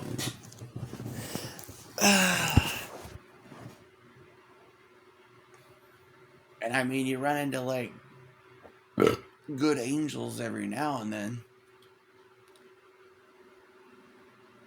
but they're here today, gone tomorrow, you know. And they still seem to be like partial zombies or something most of the time. Like I don't run into ones that are like really awake, but I run into ones that I think are basically like earth angels, but like not really conscious aware earth angels, but like no, no, or at least they don't seem to be.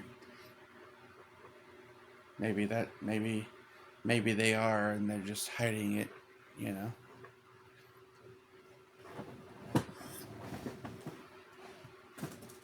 That's a possibility.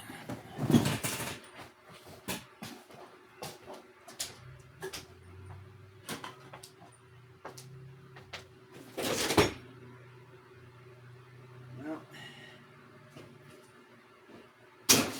fuck, god damn it. Ah, shit. Fuck. Great. Ah.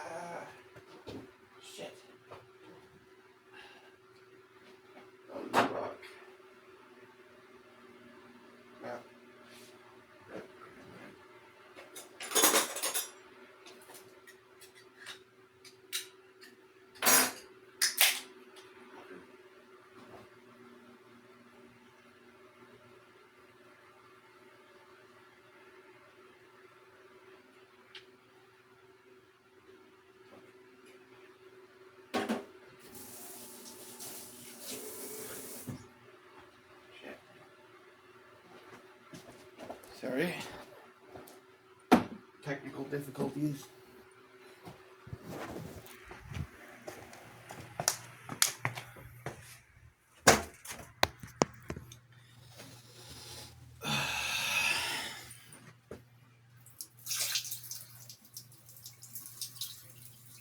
Yeah. It looks like I'm gonna not sleep again. I don't know, I could have been totally silent and laid there and tried to sleep and just end up with the same fucking shit. Same goddamn insomnia. Now it's a little bit different insomnia. Before I started making this recording, I started trying to drift off to sleep and started hearing this fucking shit that I haven't even heard in years, really. I've been blocking that shit out for years. I guess the time of year that it is, though, fucking veil grows most thin, basically. And especially with, like, the 10-year anniversary of that fucking crap.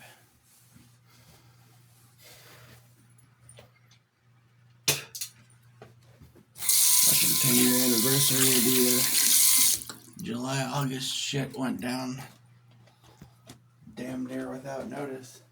Aside from some weird fucking, like, blood moon and super moon and solar flares and all kinds of other fucking crazy shit going on.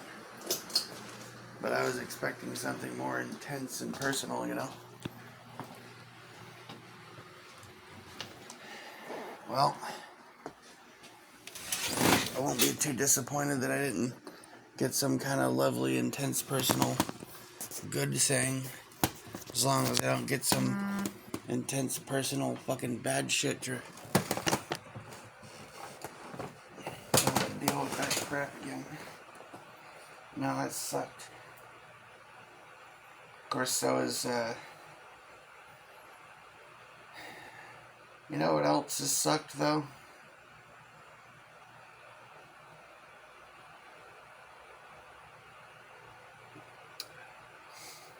A whole lot about, especially the last 10 years, but I could go back even further, you know?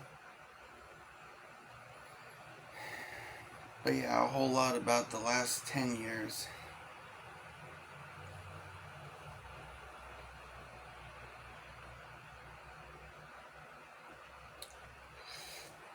I have been through the fires of hell, and I'll let you know if I come out the other side. I don't know, man. I guess I came out, but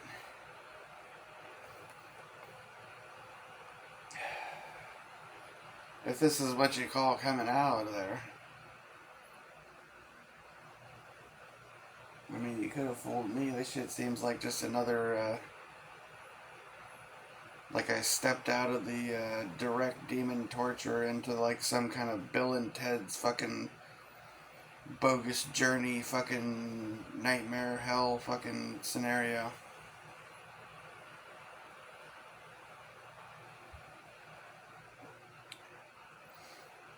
Hey Bill, wanna trade? I'll deal with the creepy grandma and the fucking weird bunny rabbit. Oh, of course he would trade with me. You know, I don't know if I would want that though. That would probably suck off. It wouldn't take too long. It would suck almost immediately. And just continually forever. Like, yeah, that would, yeah, okay, that would, no, fuck that. Fuck that. I take it back.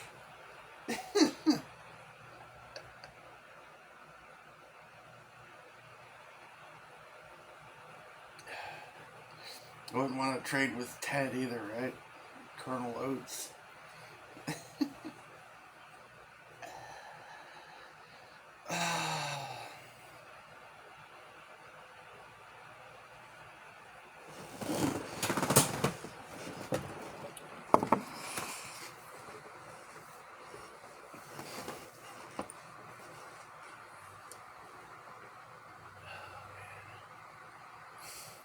yeah, shit's been weird. Weird for a very, very, very long time.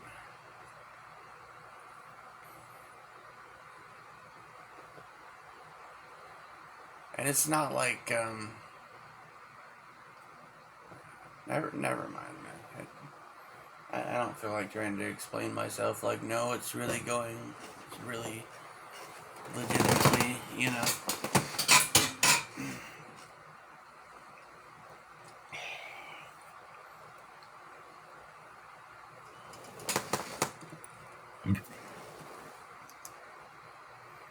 I mean, I'll be real with you, man. Sometimes, in fact, usually, you know, no.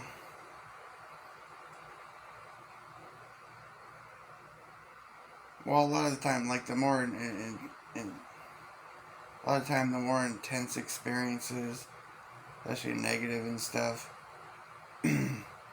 is, you know, round and about times when I had been, you know, either drinking, hungover after drinking, or in the past, like the more intense shit, you know, I may have been, there may have been pills, there may have been mushrooms, you know, there may have been, you know what I mean? So it's like, you know, lots of weed, bro, you know. So, you're looking for some kind of way to rationalize everything away, there you go. But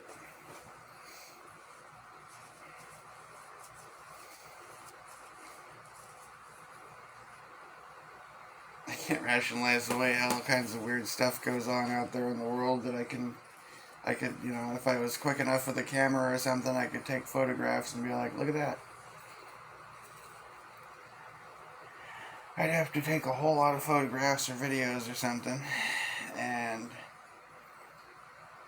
people would just be like, oh, you're just reading too much into things. They see that you have 5,000 photos of strange coincidences here, but that's all they are. They're just strange coincidences. You're just reading into things. You see, the mind can just take a thing and just imagine, you know, meaning to it, but really it's just a coincidence, right? Yeah. Okay, thanks. I don't need any more gas for my light. I think I've got enough. Fuck gaslighting me. I need gas for my car. I don't need to gaslight me. Fucking gonna do something involved. Oh, don't give them dumb ideas. I'm just saying, like, that shit costs money.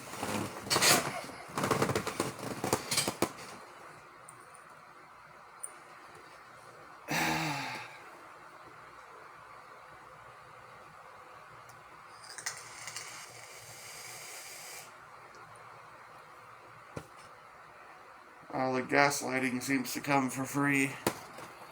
Special discount for special people. Mm-hmm.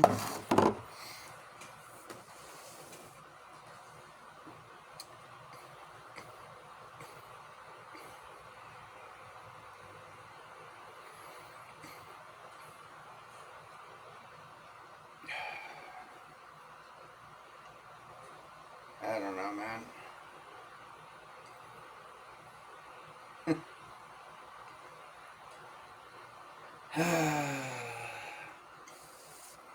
So yeah, that's that would be the I guess spiritual way of looking at the shit that I've experienced over the years. And I'm sure I left out a lot of shit, you know. Oh, I did, yeah.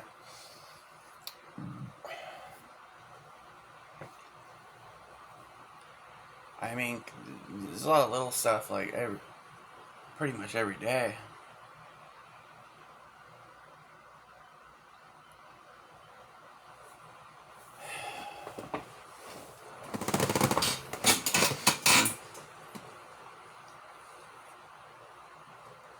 Well, every time I go out or turn on some electronic device or something, there's usually something going down, you know.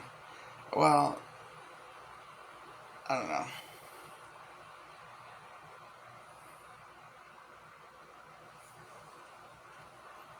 It's usually just when I leave, like when I go out to go try and work or get groceries or whatever, right?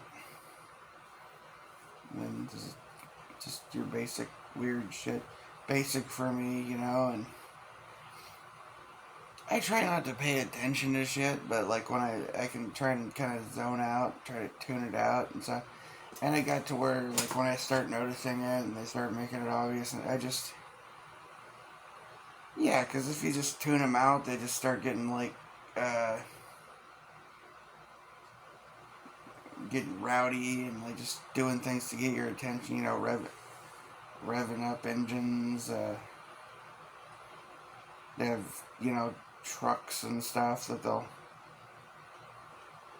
they can make the engines blow a bunch of smoke in your face or something. You know, shit like that. I don't know. There's all kinds of weird shit they'll do to get your attention. You know, but it's just like, yeah, okay, I see you. Good for you. Next, you know.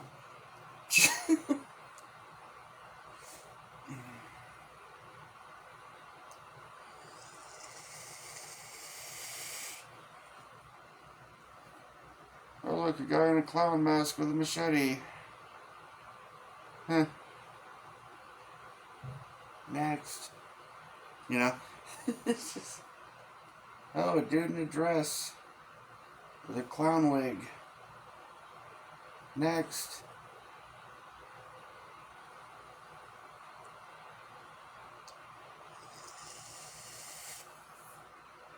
Oh, there's some crackheads mobbing around my car. Okay. Hi, crackheads. Bye, crackheads. Okay. You know, just, I don't know. Just, well, there's somebody fucking wandering around shouting obscenities and cussing out Jesus and talking a bunch of shit to me. And, oh, that I don't even know them. Yeah, that's cool. Okay, okay, demon. Hi, demon. Bye, demon. Next. You know, that's my fucking day, pretty much. A lot of the time.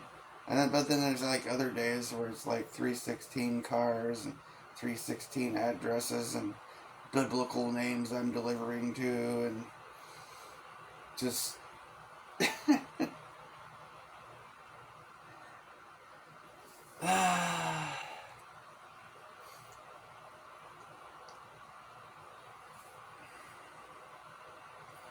I end up making better money on those days, you know.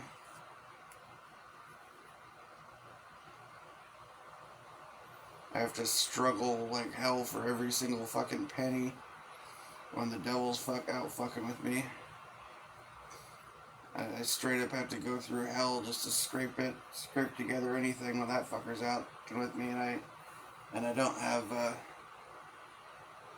protection fucking right there guarding me there, you know, at all times, up close and you know.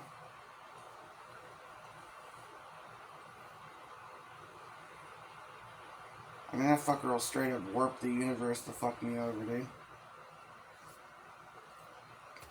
But it's like, it's weird shit all the time, man.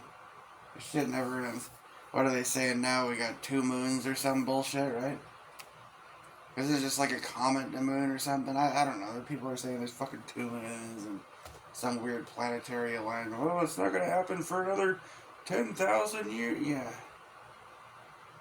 Whatever. It only happens once every 60,000 years. And like, you know, but 3 days later, oh, it's another one. Oh, it's another blood moon. It's another super moon. It's a wolf moon. It's a, you know. You've got a delivery to fucking 666 Faust Lane. Oh, okay. Yeah, you just go past Locust Court. Apocalypse Avenue, and then you got to go down, take a left on Satan's Nutsack Hill to Faust Lane. Okay, I get it. I got the directions. I'm on my way. Here's your groceries. Have a nice day. Bye. You know? Welcome to my life. Yeah, right. Seriously, that's my fucking day. That's pretty much how my fucking days go, man. I shit you not. I shit you not. And it's like, oh look, there's a big giant fucking blood moon out in the sky right now in the middle of the day. Huh. Guess I'll go do another delivery. Oh, what's this? What's this? $6.66 to deliver food? Oh. Sure, fuck it. It's not that far. Here's your fucking food. Bye. Right?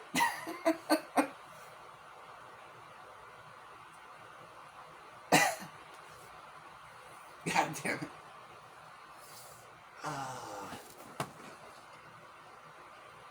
Oh, hey. This is new. Look, they've got flying monkeys now. Oh, cool.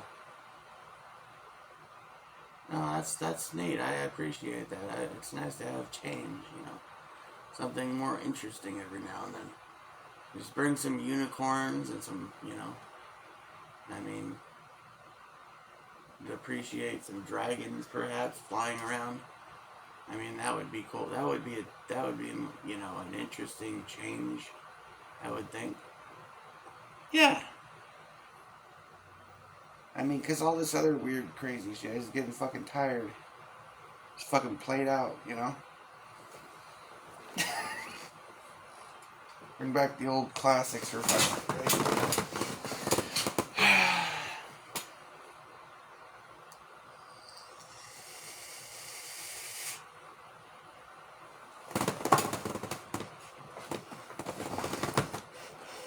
screw it.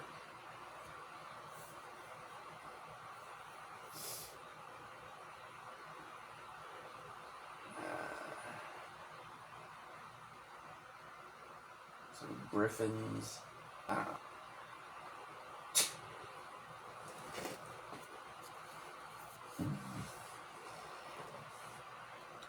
No, I mean seriously, man, this world is so fucking weird now. There might as well be goddamn Martians walking down the street, fucking Bigfoots and like lizard people and shit, and everyone's like, that is fine. People, fucking clowns walking around like fucking Pennywise standing on the corner and shit.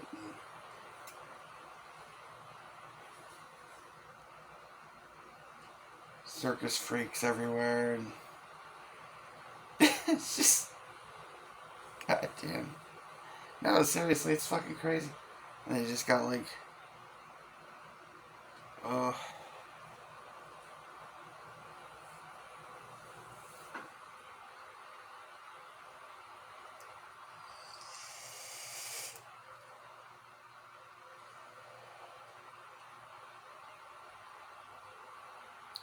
I don't know, I get to see some cool shit sometimes when I go out making deliveries and faraway shit and stuff.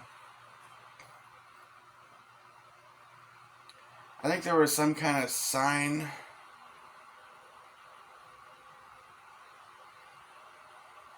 Wait, was this?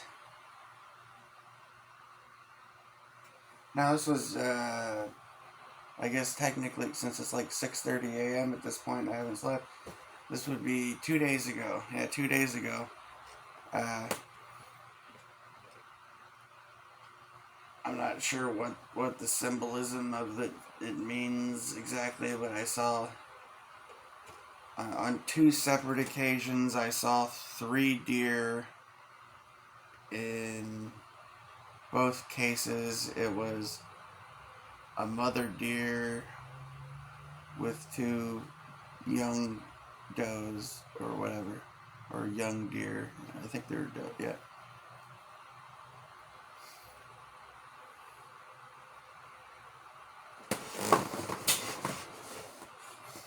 don't know how I'm supposed to, like, what the symbolism is there. If that's supposed to symbolize, I don't know, is it supposed to symbolize the number 6, or is it supposed to symbolize, like, my mom having 2 kids, and, like, me and my sister's relationship being fucked up or something, or, like, I don't know. I don't know. I don't know. I'm trying to think, you know. Well, I kind of try to decipher some of the shit that I see. A lot of it I just, like, I don't know what the hell that means. Because, like, some of the shit that I see is, like, abbreviations. Like, the type of shit that, like, Gen Z... I would have to have a Gen Z translator fucking following me, like, riding in the passenger seat all the time to know what the fuck that shit was meaning. TBH. TBH IDK. YK. WTF. Right?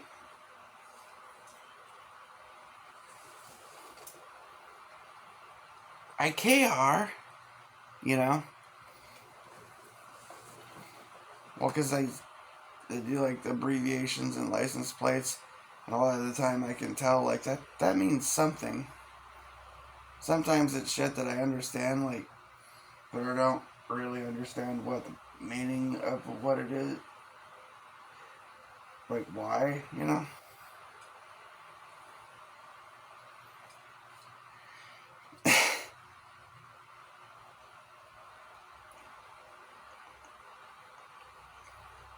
So I wasn't paying any attention to the shit at all. I mean, I try not to, you know, but sometimes it gets interesting, and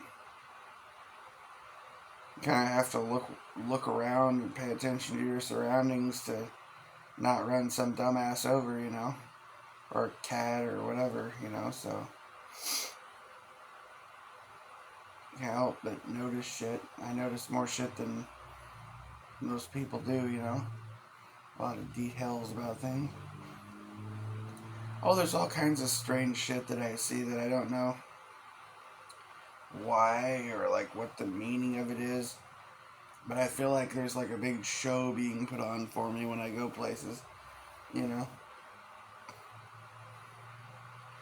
Most people, if I told them about it, though, they'd just be like, oh, it's just, you know, they just explain it away, some bullshit, and oh, you're just being, yeah, whatever.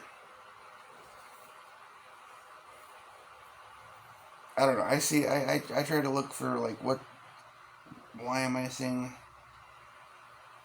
Well, like, for instance, one of the first things I noticed yesterday when I that seemed out of place.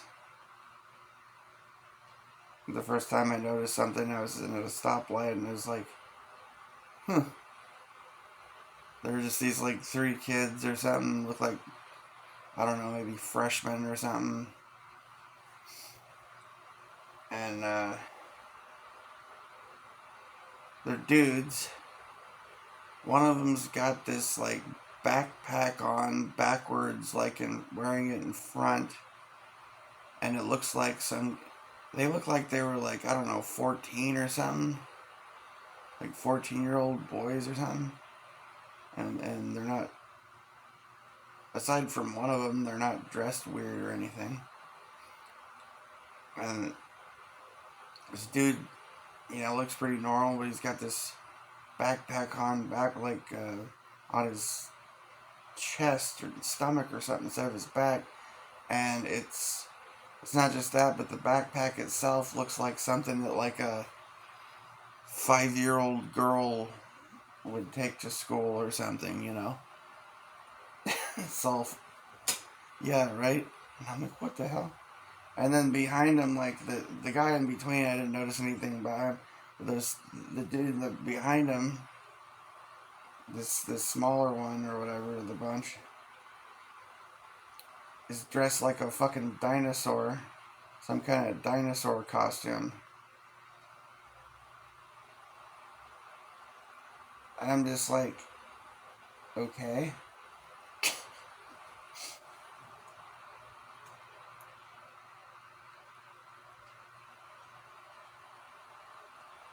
know, dude. There's strange shit everywhere all the time. I'm just looking at that for a second thinking, like, huh, what's wrong with this picture? Like, well, I mean, okay, so when I went to high school, right, if I had dressed in that dinosaur costume or wore some kind of little girl backpack in front like a weirdo or something and walked through the hall, and if I didn't have a damn good explanation for some, like, reason why that was, and even if I did, probably, like, the whole damn school would have made fun of me. Yeah. Yeah. Right? I mean,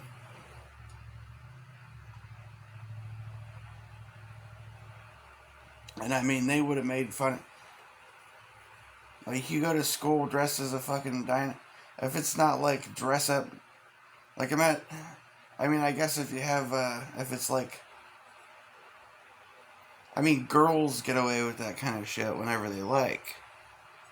But boys, no fucking way, dude. Yeah, girls can do whatever the hell they want, pretty much, but boys, no. Unless they identify as whatever, right? Then, I guess. Carte blanche, but.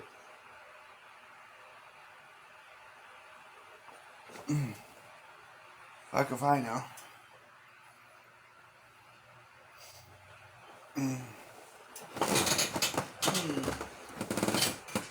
I don't know how all that shit works nowadays. Fuck if I know.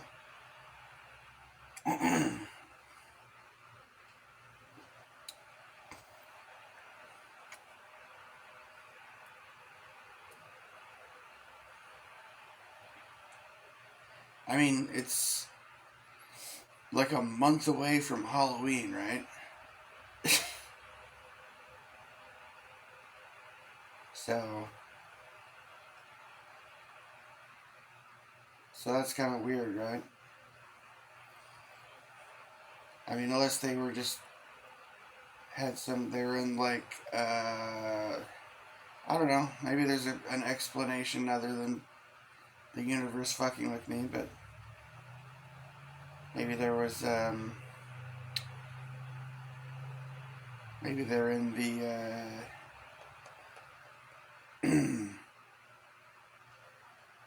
performing arts or something, and they're putting on a play that involves, somebody dressing in a dinosaur costume or something. Hell if I know. I don't know what the fuck, like, the backpack, I don't know, maybe the dude's bringing, his little sister's backpack to her or something. I don't, you know. Maybe he's wearing it weird in the front because he wants to, like, that's his way of trying to, like, attempting to indicate that it's not his or something. And some kind of weird fucking mind fucking his mind thinks that that'll, yeah, I don't know.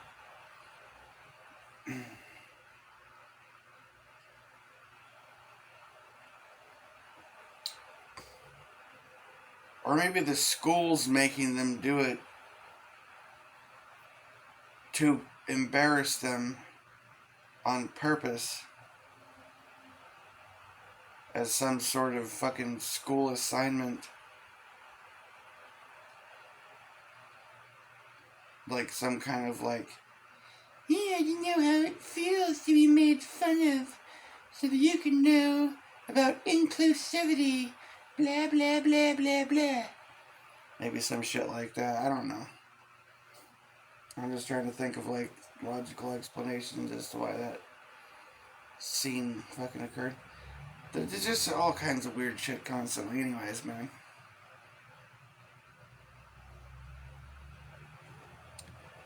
Fucking no sleep all night again.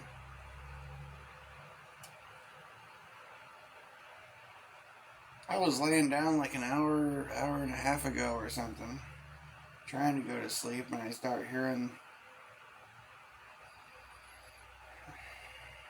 it's very faint, but it's like faint schizo shit start going on. This is not something that happens too often. Like, I haven't had, like, usually if it even begins, I can drown it out very easily, but it felt like some kind of spiritual attack happening, trying to start again, you know? Fuck all that.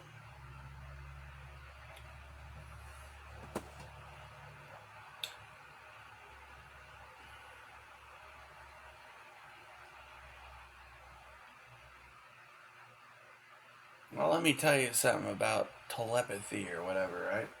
And about demons. I'm not saying there's not telepathy, because I know there is. And I know it's possible someone with psychic abilities to read the thoughts of another person, and for two people with psychic abilities to be able to talk to each other and all that kind of shit. All I'm saying is that demons, or certain ones, or perhaps the devil, or fallen angels, or I don't know what, they have an ability that's kind of like the Terminator. Okay, you remember when the Terminator gets on the phone to call, like, John's foster parents, and he's like, "Hey, Mom, what's wrong with Wolfie?" Says, "What's the dog's name?" He's like, "Max," or whatever, and he's like, "Hey, what's wrong with Wolfie?" And Wolfie's just fine, honey. Foster parents are dead, you know? Remember that shit? Like how they can just, the Terminators could disguise their voices to sound like somebody else? Yeah. That's what I'm talking about. Besides, I don't fuck with telepathy shit anymore, because not after that 2014 fucking shit. I start hearing people's thoughts or something, I'm like, fucking, I gotta drown this shit out one way or another.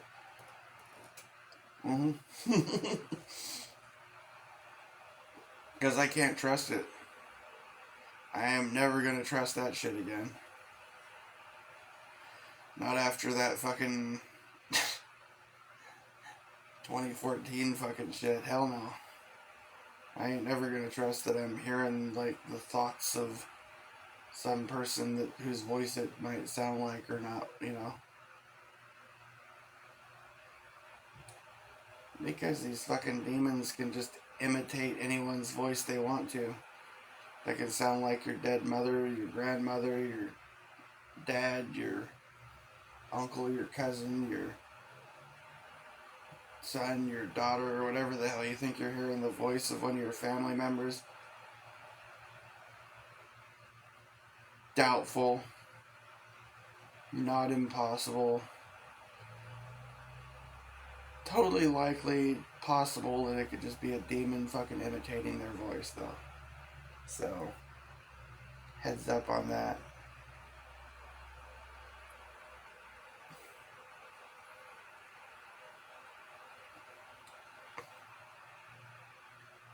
Well, I mean, hard to get to sleep when that shit's going on. And you really want to deal with whatever kind of dreams that shit's gonna try to give you. Anyways. Son of a bitch. I don't know, I gotta fucking,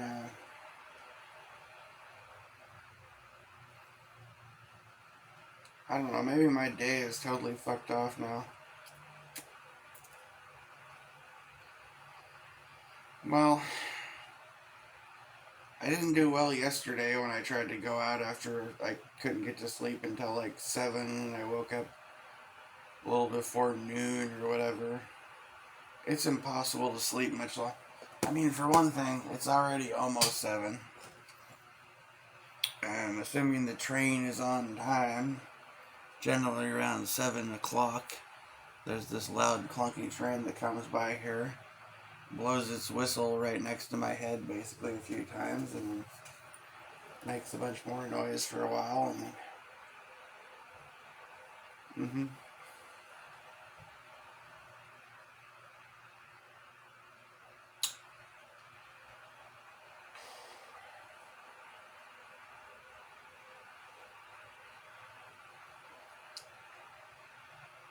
You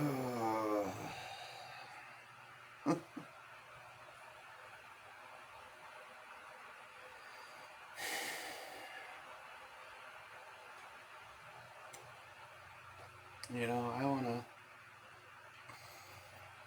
wanna believe that, God, Jesus, the holy angels are gonna come and rescue us from this filthy, stinking viper pit that we're in. I really do. I really hope so,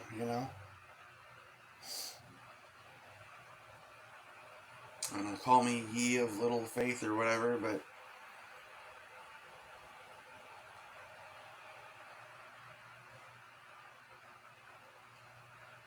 I've been here quite some time, honestly. Very, very, very long time. And this place has its moments, but for the most part,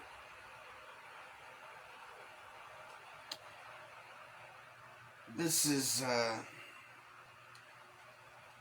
it's kind of like the bog of eternal stench, you know?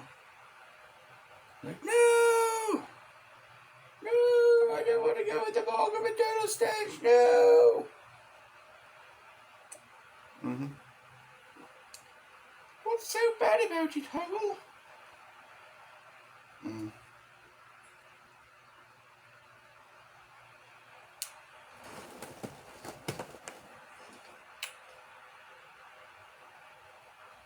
That's a Labyrinth reference, in case you didn't know. Mm-hmm. Yeah, this is, that's what this place basically is, man. I mean, I don't know how I'm gonna wash the stink of this place off of me. You ever get out of here? I'll sure try.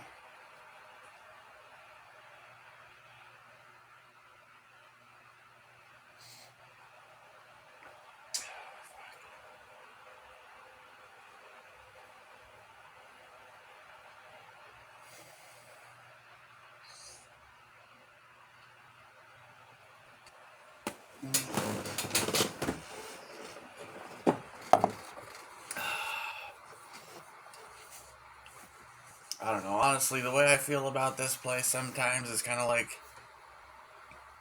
remember when Agent Smith is interrogating Morpheus? And he's like all pissed off, like, I can't stand this fucking place, It's the smell, you know? It's an infernal, wretched place.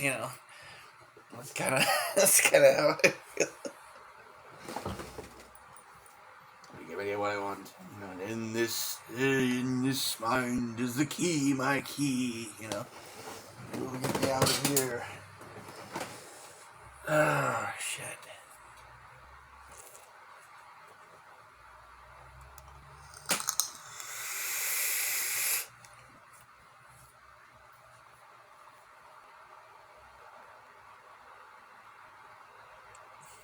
There's another scene from Labyrinth that actually explains a lot of like the traps in this fucking world too.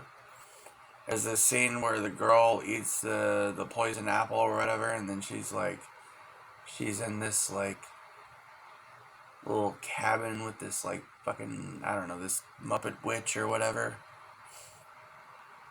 And it looks like her bedroom, and it's got all her favorite toys that she's ever lost from her childhood and all her favorite things in it. Oh, here's your dolly. Here's your dolly. You love your dolly. It's your favorite meal. You love this. Oh, yes. Oh, yes, you love this. Oh, look at how pretty you are. Look at it. Just all the crap. All the things that we're attached to. You know what I mean? They're just so damn important to us. Yeah, a lot of this stuff here, and even the people. Like, you have people you love around, like, a lot of this shit, it's just like, an anchor. It's an anchor. It's like tying us to this shit. I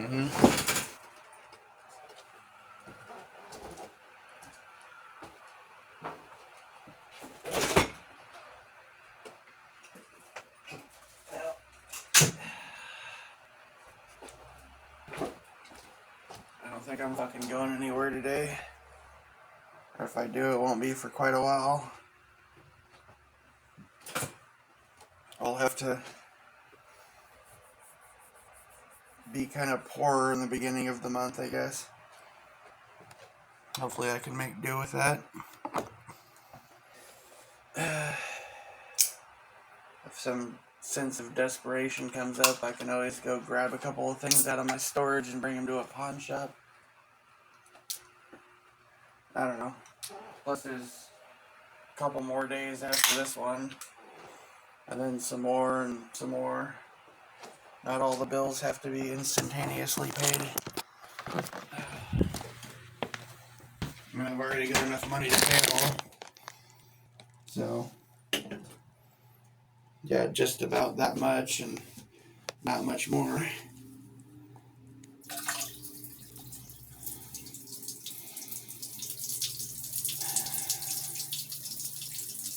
I fucking hate it. I hate these months. October, November, December especially. It always starts to suck around September. Usually. I don't know, I've had some years where it was like the inverse of that, but it feels like this is gonna be... I shouldn't say that.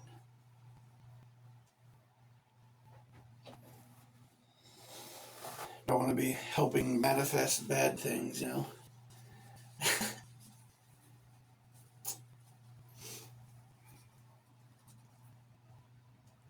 No. It's gonna be wonderful. The holiday season's gonna be wonderful. It's gonna be just great. Heck yeah. Best times of the year. Favorite times of the year. Everything is wonderful. Everything is great. Halloween used to be one of my favorite holidays. Yeah. Go out with all my friends and kind of play make-believe, dress up in costumes, go wander around to a bunch of different houses, come back home with a bag full of candy, watch Halloween cartoons and old monster movies and stuff.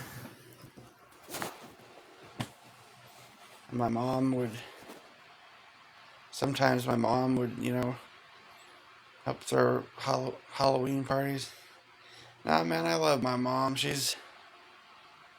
I miss her.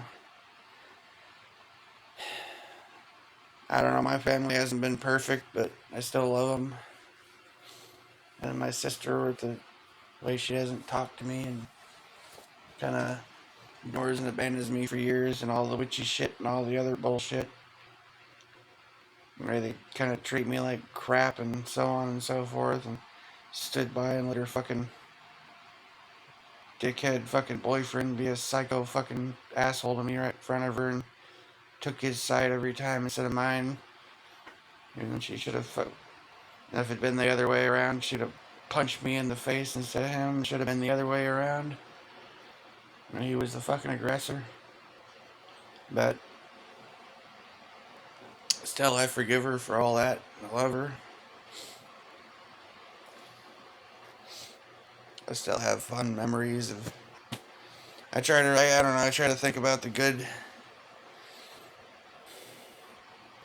But I also try not to ignore, overlook, and let myself be hypnotized entirely by the good that I try to think of. I do attempt, especially when it comes to family, I try to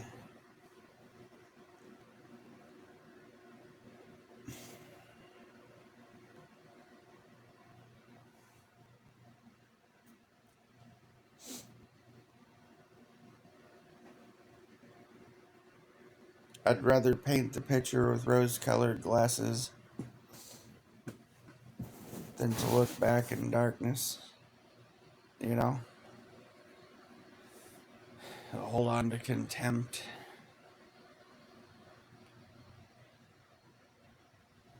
I just...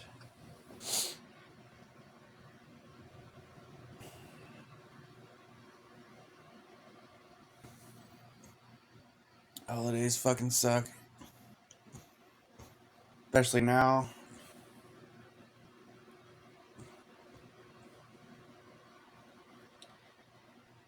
Well, no, I mean, the holidays sucked for years. I hated dealing with, like, Garth's bullshit. But I liked seeing my sister. And the times when she actually would talk to me and be nice. I liked that my mom was happy. Everybody likes presents. Although there were a lot of years when I felt bad because I didn't have money. To where I couldn't afford to give people as good a presents as they were giving me.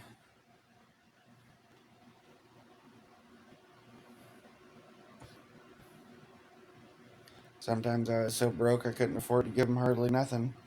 I'd just be giving them whatever I had around my room that I thought was cool. I'd be like, maybe they'd like this. Here you go. Merry Christmas.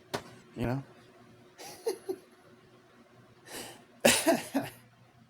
Or buying them chocolate and fucking sausage and cheese, and fucking food stamps. Merry Christmas. And like sparkling cider and shit. You know? But I'd figure something out, you know?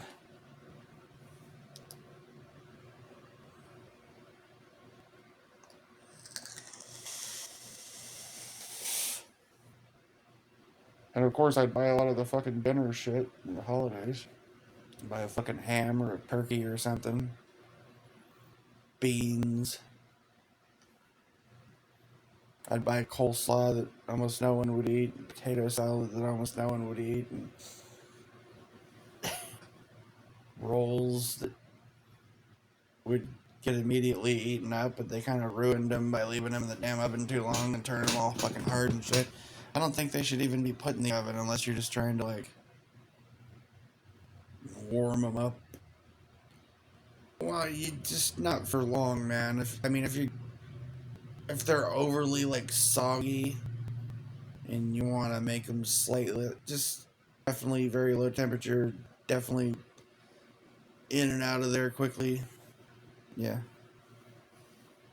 And then instead of setting them on a pan out in the open, pop them in a fucking Tupperware so they don't get all stale and shit. But I don't know, they're still good. Or in a bag, you know.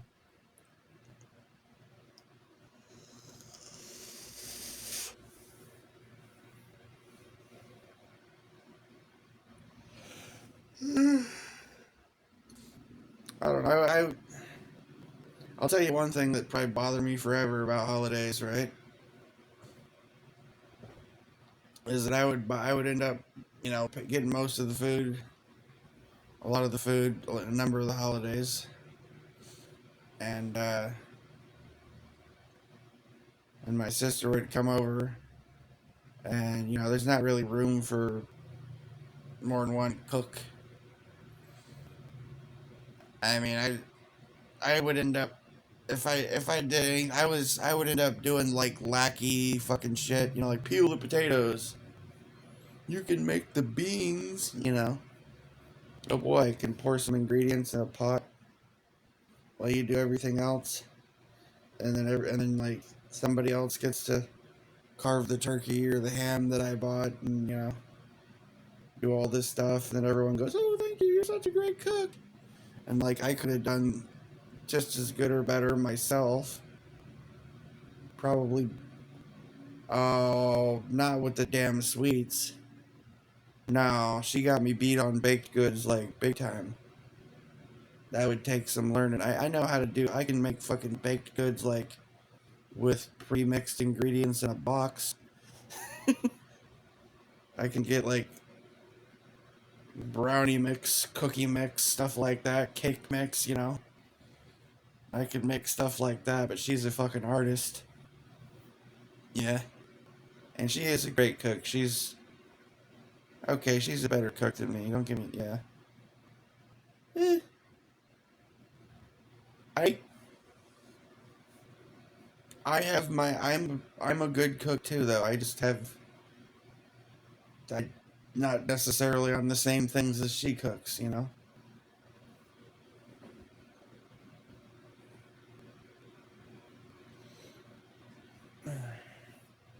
I'm still learning. So well, I mean I would be if I kept trying to make new shit, I guess. I don't know. I'm kind of been experimenting around with recipes, and when I go like when I get around to making some kind of noodle dish or something, I'll just throw random stuff in. You know, I'm learning my own fucking recipes for like my own types of peasant dishes and Asian dishes that I'm just like making up. I mean, sure, I could follow a recipe. I can do that too. Yeah, I could follow a recipe, dude. I could make the stuff that she makes by following a recipe. Of course, she got all the damn recipe books and most of the fucking pictures and a whole lot of other stuff that I didn't. She ended up with like her and John, you know, and I mean, not to be crass, but they're both significantly older than me and in worse health than me. It's like, I mean, I don't want anything bad to happen that, but to them, but at the same time, I would hope to live to be a decent age. So chances are they're both going to die before I do, and I'm not even in contact with them. And they've got all my goddamn family photos and my mom's cookbooks and shit.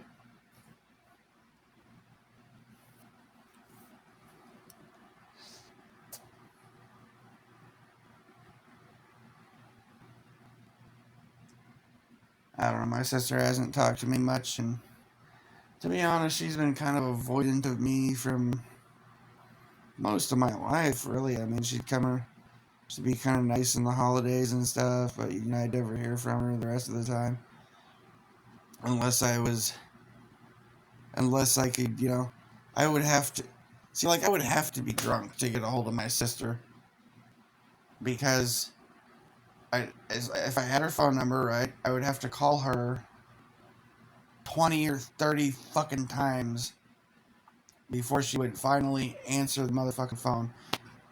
And I'd have to maybe leave some kind of message that's like, I'm just trying to bring you your present that I bought you, or I built a computer for you and I just want to know if you're home so I can fucking bring it over, you know?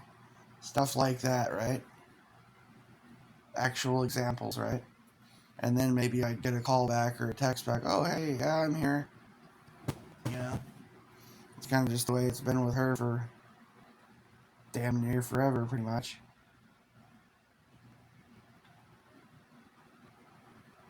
And she'd come around on the holidays, be there for a couple days, went here from her for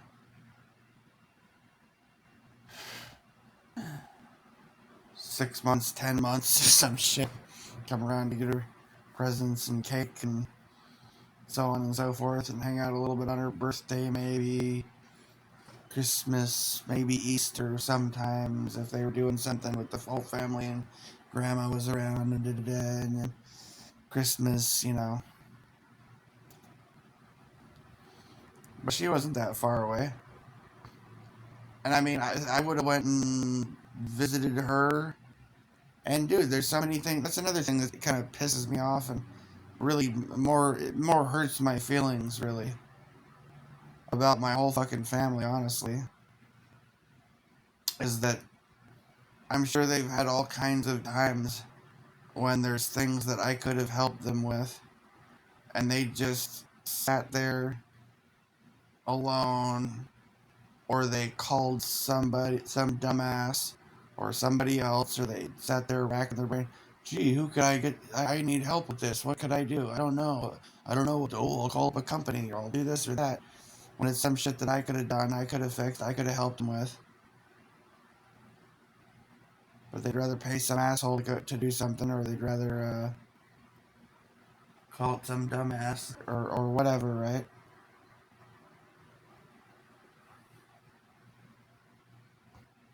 Well, I don't know. It's like there would be all sorts of opportunities for me to do good things, right? That were like held back from me because nobody even thought of me if they needed help. They just, even though I'm sorry, but I was the smartest, strongest, most capable motherfucker of the whole bunch. The whole time. And I wouldn't have made, but I don't know, they always want to do things their way, though, too, so, like, well, like, Christmas dinner, Easter, Thanksgiving, whatever their fancy dinners they would have, it had to be done exactly their way, right? I would have had a dinner, big fucking feast, could have made many, if not all, the same dishes they wanted if they wanted me to. But if I'd done it my way, the only thing I would have done different is instead of slaving away on the day of the holiday, I would have spent the, day or two before the damn holiday having everything ready and putting it in the fridge and having it sealed up so it's fresh and then just reheated it on the fucking holiday. Yeah. So that the holiday can be spent with family and then we can all talk and hang out together and then have a nice meal and nobody has to be spending all the time like, I think, I'll be honest, I think now the people who do this shit are gonna say, oh no, I just cooked this stuff on the holiday because I want it to be fresh because I love everybody. I don't know. I think that people wait till the last minute of the holiday to cook in front of everyone because they want to get the credit. They want everyone to see them slaving over a hot stove, trying to get everything ready just in time at the last minute, Shit, man, I'd have the turkey done, I'd have almost everything ready to go. And you don't have to make the pie from scratch. You can literally just buy pies, Is that so terrible? Is it so terrible to just buy coleslaw and fucking buy, you know, potato salad or whatever and put those on the table and get the rolls, put some butter on them, heat them up, Is it so wrong to like... And I don't know. Okay, I'll be honest. I don't understand because I've had plenty of both throughout my life. And I don't understand what is so much better about homemade mashed potatoes versus instant mashed, powdered instant mashed. Powdered and instant mashed are fucking awesome. I would, if it is, I would say they're better. Like, it's same ingredients. It's just been like dried out, turned into like flakes, and then they add a bunch of other cool flavor ingredients. It comes together. You make it really fast. And it's fucking delicious, and fluffy, and it's like I find that to be better than homemade mashed potatoes myself. But I've made homemade mashed potatoes myself too. I can do that. It's just more of a pain in the ass. You know. And in my opinion, not even necessarily as good. I mean, you can add stuff to it to make it more good and everything, of course. You could... Not everybody likes the same thing, I guess, yeah. Maybe people like super plain shit, I guess. Yeah.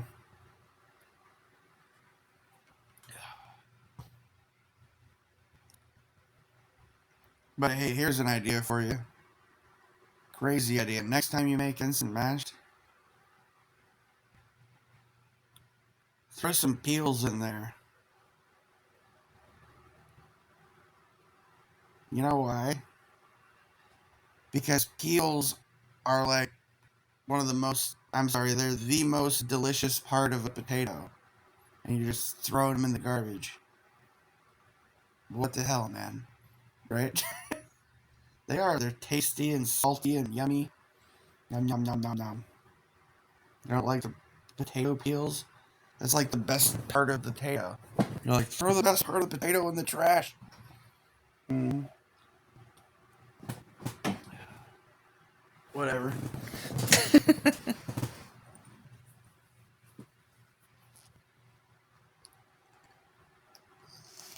Throw the tastiest part of the potato in the garbage and spend a bunch of time working real hard to do so. Yeah, seems like a good idea. I don't know, man.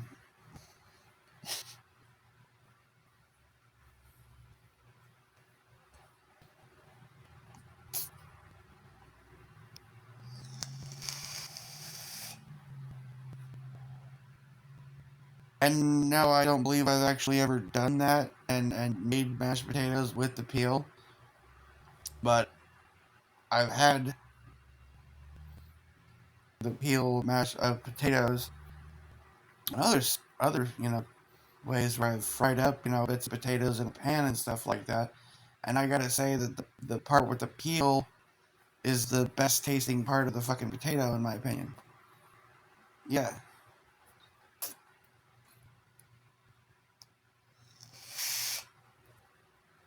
So I don't know why that wouldn't make your mashed potatoes actually taste better if you left the peels on and just chopped the potatoes up and smashed them up with the peels. Yeah. I would think that would actually probably taste better, but I mean, that's just me, I guess. I'm weird.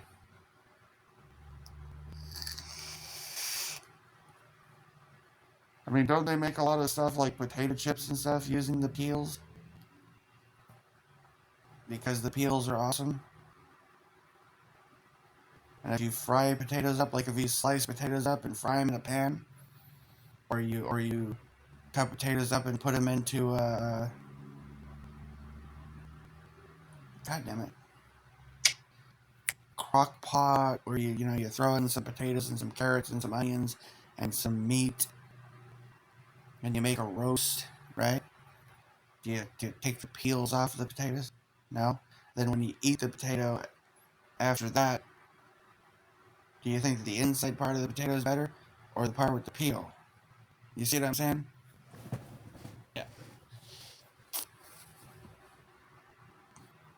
I mean, personally, I would think if you're gonna make the roast, it would probably be better. Uh, Fry up the potatoes and onions instead of. Eh, well, they taste better that way, in my opinion, as opposed to roasting them. On the other hand, the flavor profile that they might add to the other ingredients might be. I mean, it's good, I guess, but still better fried.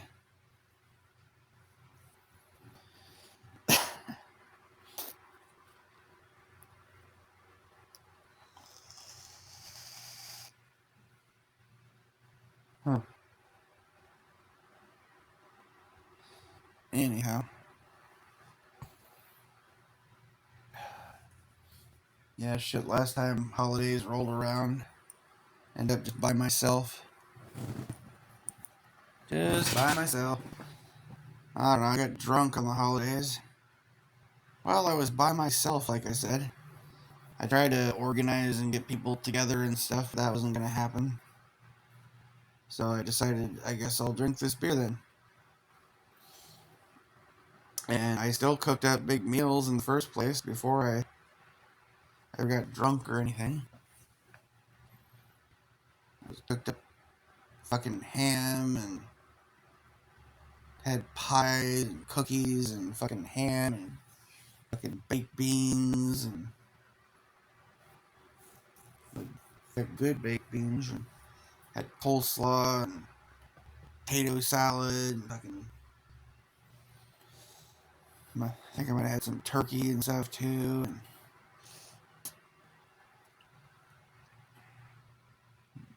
probably had, I'm sure I probably had cookies and brownies and fucking, yeah, I had all kinds of shit, dude. I had green corn, I mean, green, I cooked up a big ass holiday meal. Well, I mean, I didn't cook up everything because I thought, hey, maybe if other people show up, they'll bring some shit too, right? I could do the whole damn thing even here, but it'd take a while. Mm.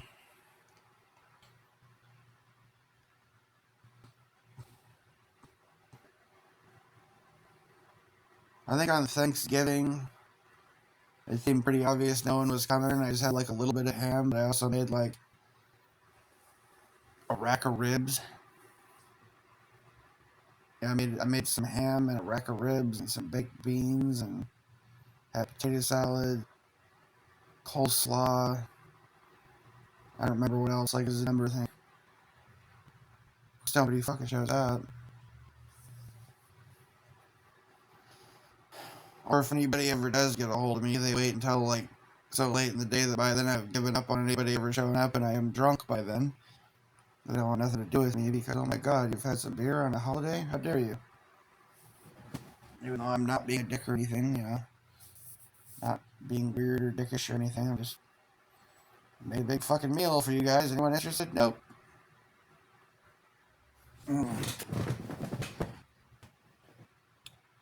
Well, I mean, I can't say you guys because it's not like any more than one person ever got a hold of me.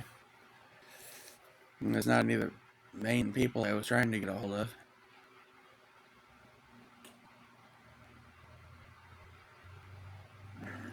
My cousin tried to invite me over to this place she works at, which she lives there. She's a caregiver. She invited me over to dinner over there, but I was already had a buzz on, and she's like, "Oh, now if you've been drinking or something, maybe." Well, I mean, I could have. I hadn't had so much that I couldn't have cleared my head, but I'm not gonna drive anywhere for a very long time after I've had a beer, like any more than like a couple of beers, like the amount, depending on the number of beers, you start adding up hours, right?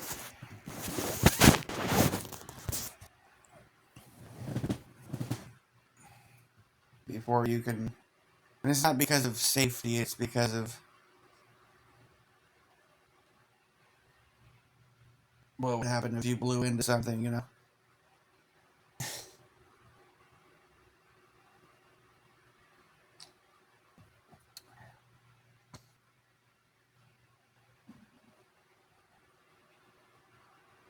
I'm sorry, and I'm not proud of this, but I'll just.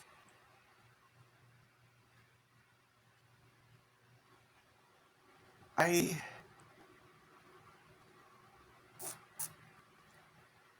Well, the thing take anything you practice at, you can get good at. But you gotta practice in a state where I'm saying if you want to be good at driving when you're drunk, you gotta practice driving when you're drunk. It works.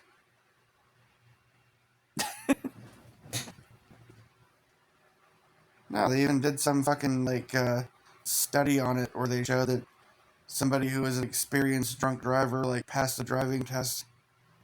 Somebody who wasn't was like wrecking into cones and shit. It's just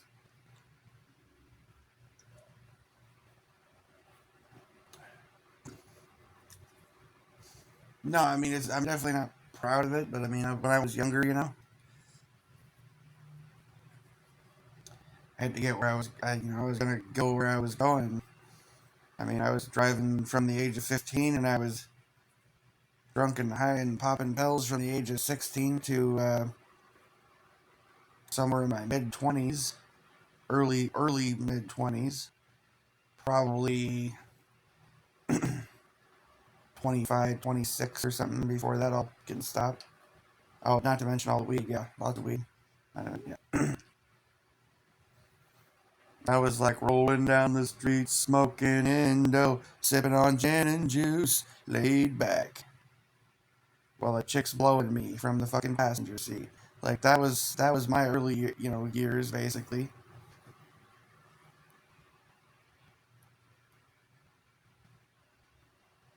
Not really.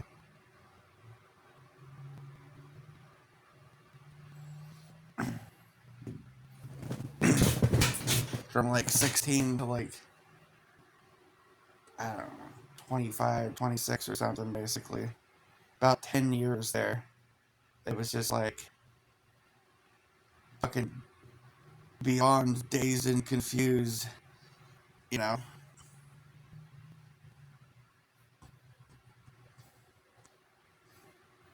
I'd drive around fucking robo-tripping fucking after smoking a joint and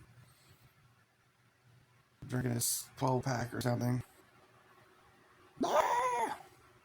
Yeah, no, definitely times when I'm not saying I should have been out there, but nor am I saying I was. It's just a fictional tale. Allegedly. But no one was harmed, no wrecks occurred, really. Because, like, one time, dudes in the back seat fucking distracted me and some chicks in a car passing by.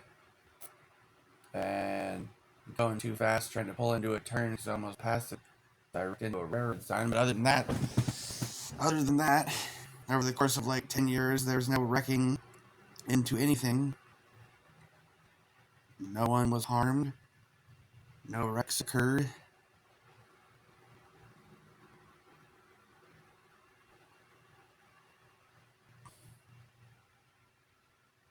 I didn't get pulled over. I don't know, there's a couple of times where I run into like, that's not true, there were some times that, nah, like, one time we pulled into this dumbass place to like smoke a blunt or something. I don't know, some kind of weird little thing. I thought it looked like a turnoff, you know? Had a fucking open 40. We're passing around a fucking blunt. Pop pulls up behind me. We're up against this, like, I don't know, this, like, reflective, like, roadblock type of thing that's at the end of a road, you know? Off the corner, because this is a good place to park, right? Knocks on the window. Roll the window down. Pot smoke rolls out in his face. Shines his light in. Sure, he saw the fucking 40 and everything. Well, this was back maybe in some of the last days when some cops were still pretty cool. I don't know, there's probably still some cool ones, but yeah. No, I think there's still cool ones. You just gotta, like, hope that those are the ones you run into. I don't know, man. I don't think they're all bad, but, like, there's definitely some really fucking bad ones. Yeah. Should be afraid. Certainly. Especially if you're doing something stupid. I don't know. I try not to do stupid shit like that anymore. Well, I know. There's no trying. I don't I don't get behind the wheel and go drive anywhere. Would I have had anything? No, it's too fucking expensive. I'm fairly certain that I can drive well anyways. Unless if I can walk well, and I'm not seeing double or wobbly shit or anything, then I'm good. In fact, I'm probably possibly even better than sober, honestly. But that doesn't matter because there's rules and shit, and I'm not gonna risk getting in that kind of trouble, you know? Fuck all that. Shit's fucking expensive and time consuming, pain in the fucking ass, and I don't want to deal with it. I'd rather walk or sit my ass right where the fuck I am and not do anything than deal with that bullshit.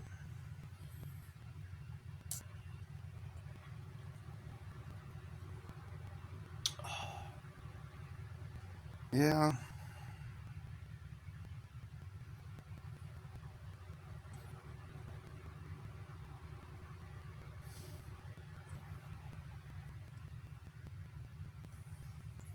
I don't know, man. Dude, I had times way back in the day when, like, I'd be seeing double.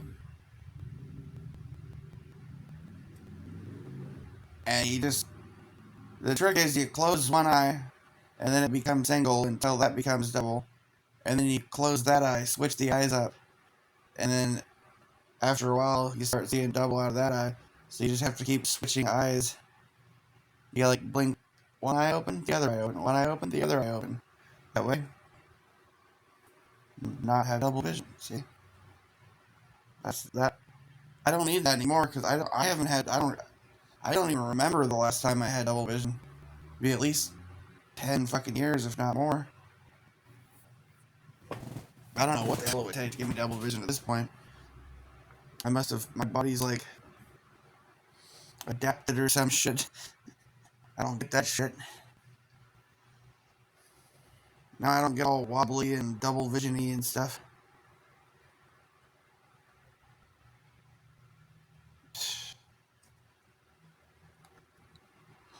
I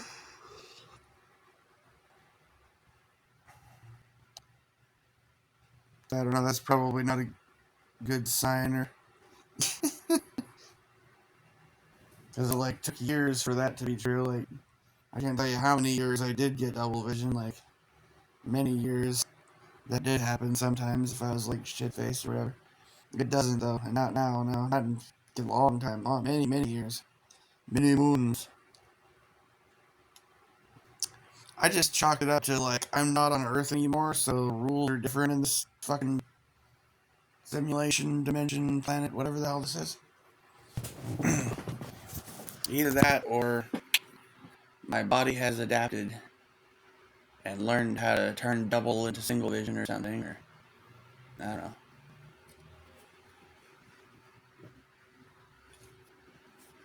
Close my eyes with that double vision, right?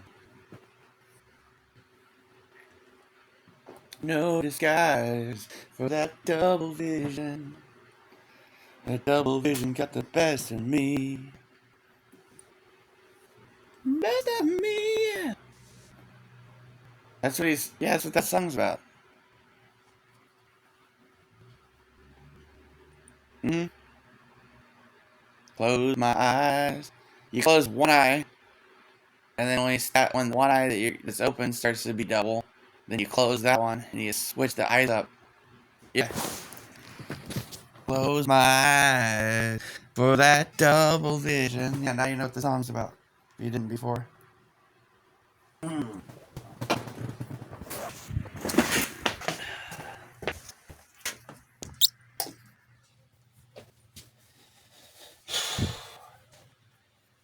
great, it's daylight out and I still haven't slept at all. Hopefully, the train is late.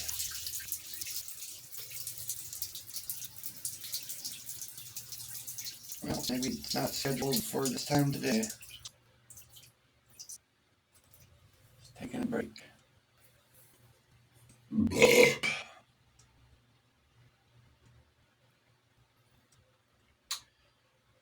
Oh,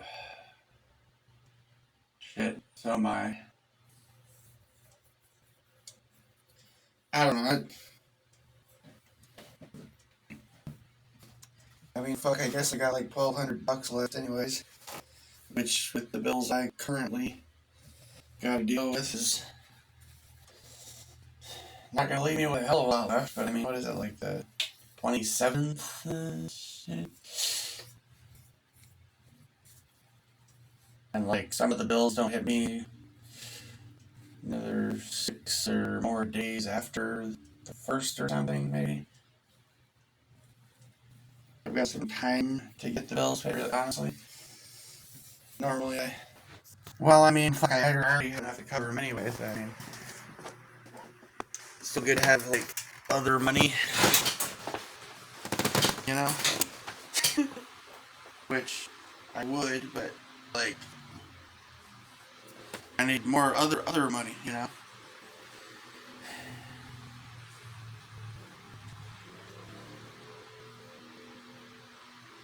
Yeah, I'm getting damn close to this being,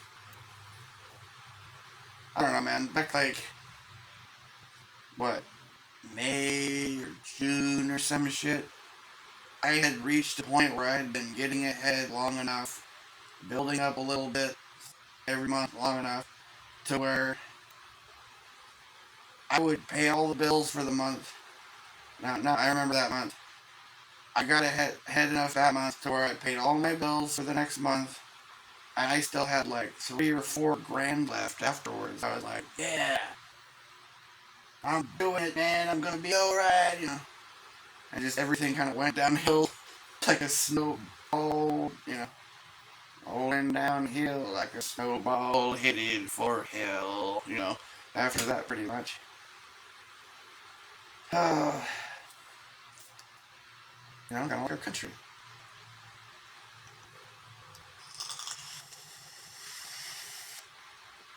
There's just been one fucking thing after another.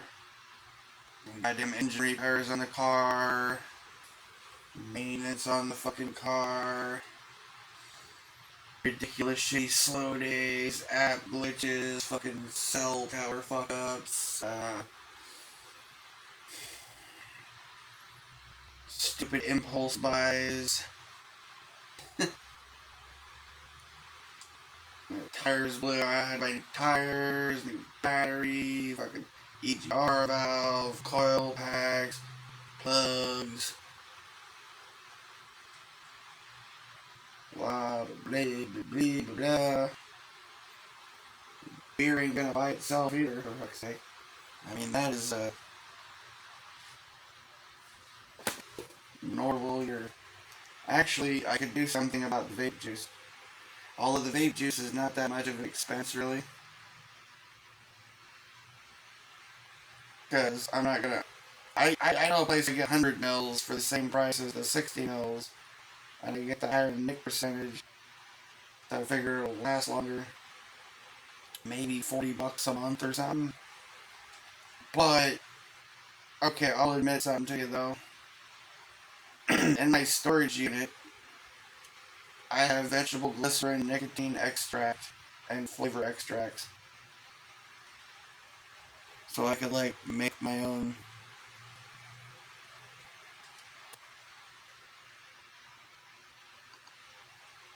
Well, you know what I can't seem to find is the damn. Well, I got these little plastic beaker things from my cousin before, right? Perfect. They would probably fit about 60 milliliters or something, man. And I would make 30 mils at a time in them. I'd like to have bigger ones, but the point is they had a screw on top. They're plastic. They're not going to break and shatter all over the place. They initially had, like, measuring lines and everything on them. Measure out the ingredients and so on and so forth. Right? Fucking lid's cracked. Couldn't find any damn lid to replace the lids on those fuckers. The lines are all gone off of them. Tried to find somewhere to buy more like it. It's like they never existed. Finished out the face of the earth. I just need some shit that I can shake the juice up in and have a general idea of how much juice I'm actually making here, you know, so that I can get the, something with like milliliters and so on and whatnot, so I can, but that I can screw a lid on it and have it not made of glass, so if I accidentally drop it, it doesn't go, oh no, it's broken and there's glass all over the place. Yeah, fuck that. I just want to have something that I can just, like, because I use it, you shake it up to mix it. I use the thing as a mixer, dude, just fill it up about halfway, whatever size, right? Screw the cap on, shake it up to mix it, shake the fuck out of it, it's mixed up, put in a bottle, boom, got a shitload of bottles. I have so many bottles, I've been throwing 100 milliliter fucking bottles away in the trash, just to get them the fuck out of my way. I'm, like, filling up my damn cabinet drawers with them shit, and I got, like, duffel bags full of them in storage and shit.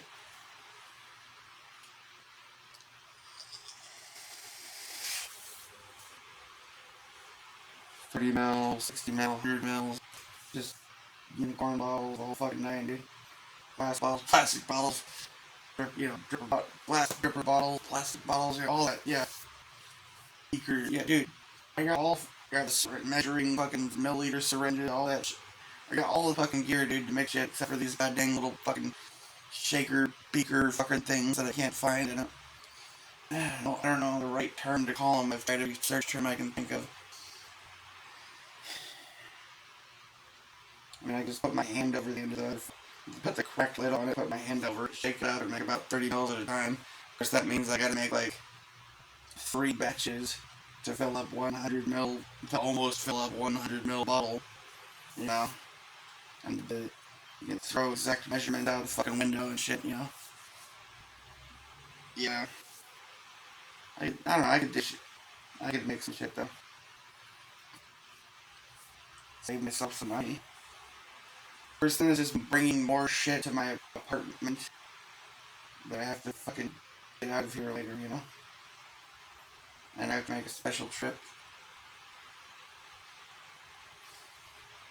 If I get my damn laptop that decided to fry the hard drive fucking work again, well then I'd have extra fucking incentive to get my damn CD cases that have a bunch of DVDs full of movies on them that I can fucking put on over the TV. I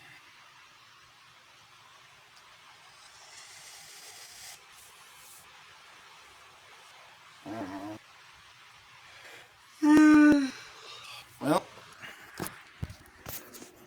do I not entertain you?